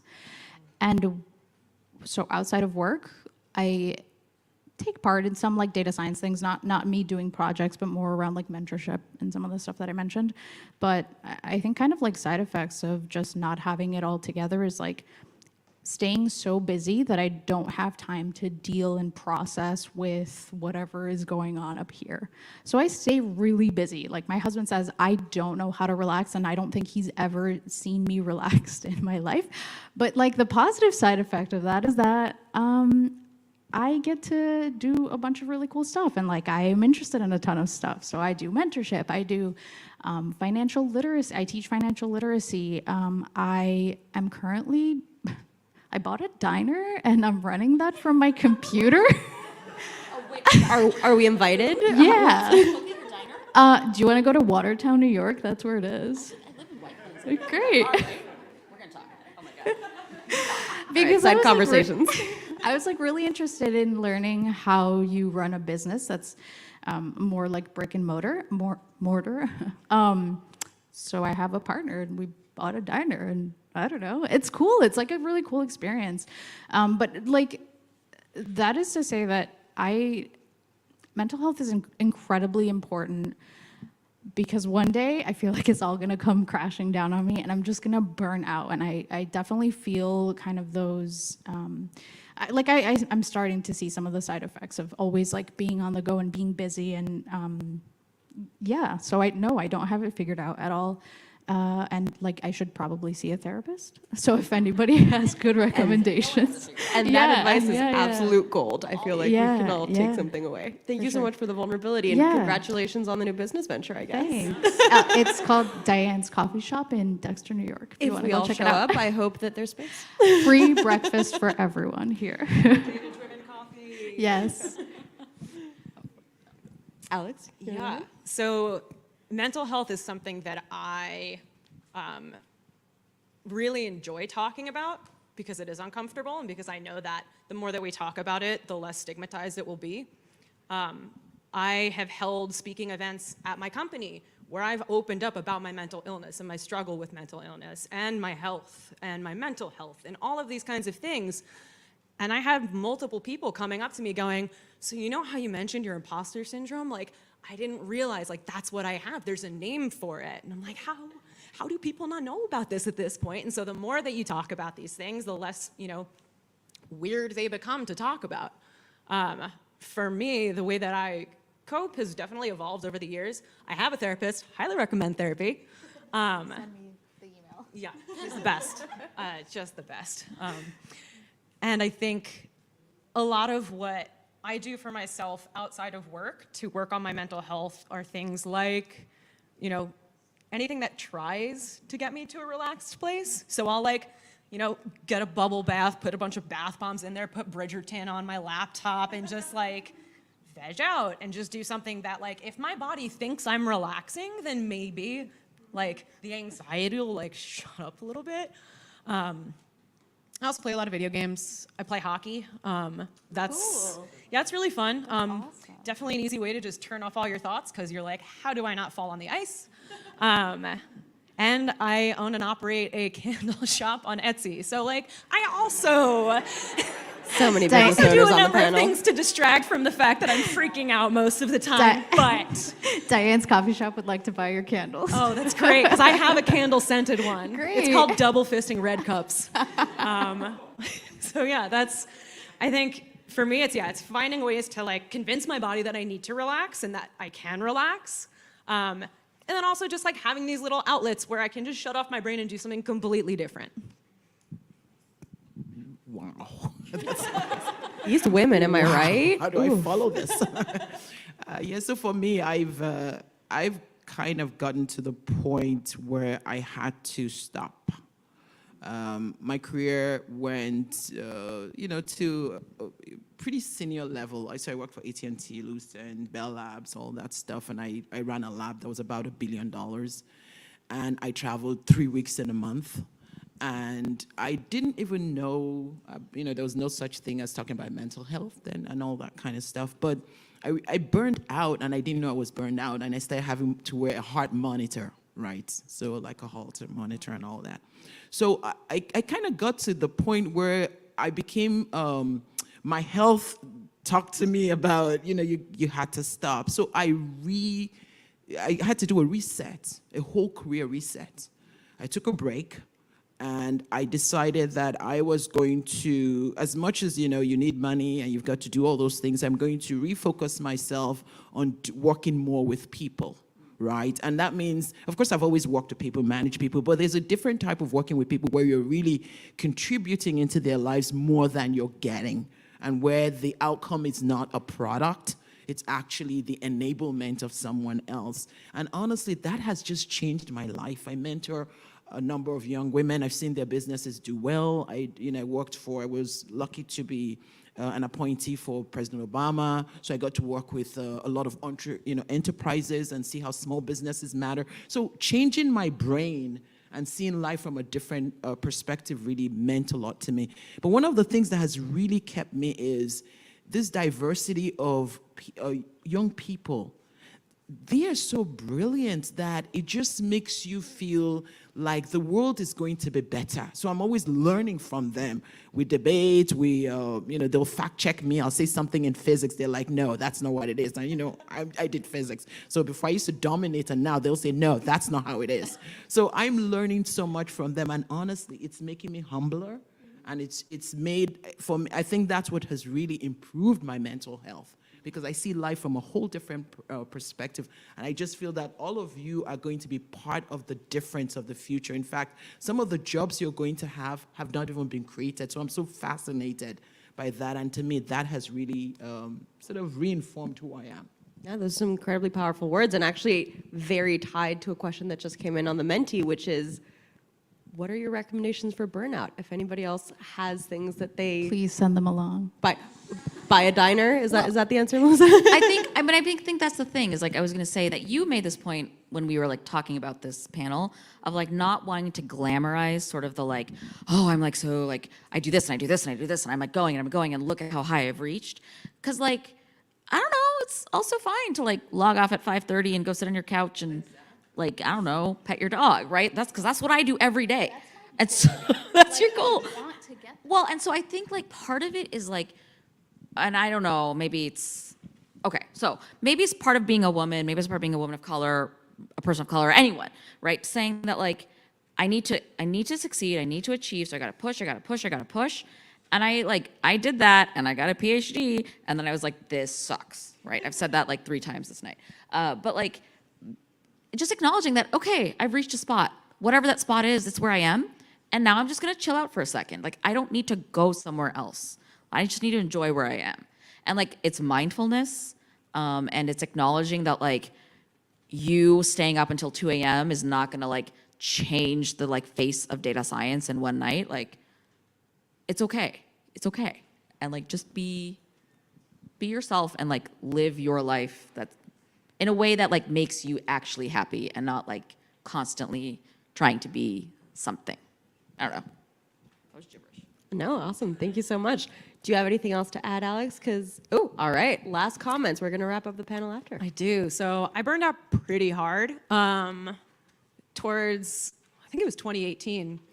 While I was working full-time at Spotify, I was also getting a master's degree at the same, time. So I would basically work all day, then go to class, then do homework, and then repeat, like rinse, repeat, all of that. And I just kind of found myself like in a rut and like feeling completely overwhelmed, and that like everything that I was doing in life was work. And I was very transparent with my manager about it. And we moved some things around. We lightened the load slightly until I finished my master's, and then, things felt better. And then again, during COVID, I found myself feeling a little bit more burnout. I think a lot of us did, because when you just wake up, go to desk, eat, do all your work, go back to bed, wake up, go back to your desk, and you're not like getting any sort of energy from other people or a commute, it's really easy to burn out. What I ended up doing was changing teams at my job. So I said, you know what? I've been on this team for 3.5 years. I've given it everything I can. We're solving the same problem 6 different ways. Let me see what happens when I go somewhere else. And then I wasn't burnt out. Then I was curious. Then I was excited. Then I was, anxious, kind of freaking out, like, what is going on? This is a completely different domain. I have no idea what I'm doing, but it was something different. So for me, change helps a lot around burnout. And then also just being really upfront and honest with your manager, whoever you need to, your teammates or whatever, about your experience. People will be supportive. They've been in that position. So just talking about it, getting it out there, maybe change something. Those are my tips. Awesome. Yeah, I just want to say one last thing is the world will continue with or without you. When I was wearing the Holter monitor, everybody was sad, but life continued, and I was still working out. And the reason why I asked her to just say one last word was, there's a young man who used to work for us, an amazing young guy, beautiful, nice, hardworking. When he was going into hospital, he asked for his laptop. Oh my God. So we gave him the laptop, and a couple of days later, he passed away. He had leukemia. We didn't know how bad it was. And it was so devastating. But what was so interesting was, I was so broken because I'd seen him on Friday. You know how you come in? I used to come in during the weekends, and I saw him. I was like, oh, wow, I'll see. He's like, oh, yeah, I'm going into hospital. I'm like, you're going to beat this, But we didn't know, because he was very young, 20s, pretty young. And next thing I knew, he was dead before the weekend was over, by the time the weekend was over. And a week later, people wanted his cubicle. People were moving into his cubicle. The point I'm just trying to make is that life will go on. So whatever you need to do to look after yourself, you should look after yourself. The better you are to your job, the better you are to your family and all that. But life will go on. So it's just good to know that. Well, thank you so much for that story, and thank you so much for the vulnerability. I think that we've all learned so much, and we all feel better about understanding that self-care is important, regardless of what the journey is, and that success can never come at the cost of that. So thank you so much. Please help me to thank all these wonderful women on the panel. If you have any more questions for them, there will be breakout sessions after this. So please stop by and ask them whatever questions this may have sparked for you. Thank you again, women. Awesome. Thank you, panelists. That was awesome. Really funny. You can give it to Ellie. Okay, so that kind of concludes the end of our Women in Data Science conference at Dataiku. So we thank you all so much for being here. Want just like another quick round of applause for everyone would be great. And I think specifically we just wanted to give a shout out to Ellie and the Dream Tech team who's been doing all of this AV and live streaming to YouTube and like all the seamless tech stuff that's happening today, so thank you. And thank you to Hugo and his catering team who has a bunch of great food for you, drinks, etc. Obviously, all of our panelists and Tech Talk speakers who are incredible. You're all great as well. Yeah, we can clap for that. But the real reason why this whole event was possible was because of these people, the planning team, the Dataiku Wits ambassadors, who since honestly like January have been working to put this together, from logistics and finding this amazing space to finding all our speakers, sending out emails, invites, etc., and just making this day run honestly pretty smooth. So clap to them as well. And maybe you can all stand up. It's myself, I'm Amanda, we have Arthi over there, Cassie, Jacqueline is over here, Lauren over there, Lucy, Serena here, Sabonjale there, and Valentina. Awesome, so stand up, get a round of applause. You all did great.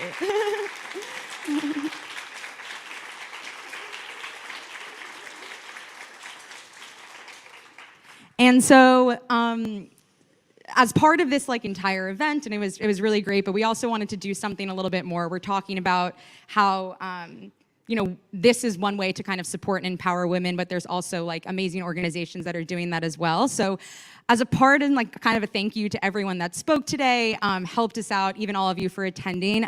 We're excited to announce that we donated $5,000 to Planned Parenthood and Women Who Code. And obviously, thank you to Dataiku and their support, who's giving us, the funds to kind of throw an event like this, which I feel like is extremely important. And obviously, I think you all do as well. And so if you like events, there's another one. In June, there's an Everyday AI conference. This is a conference that Dataiku is putting on. We have a code here if you want to register, if you want to attend. It should be good, pretty exciting. It's a 2-day conference with a lot of speakers like myself, Cassie, Valentina, Sabonjale, Jacqueline. I'm probably missing some other people that might be in this room. So yeah, if you want to attend the Everyday AI conference, that's our special link, but also feel free you can come up to me if you want to ask me other questions, but it should be good. That's June 28th and 29th at Spring Studios in Tribeca. But last but not least, now is your chance to really break out, network. We talked about how important networking was today.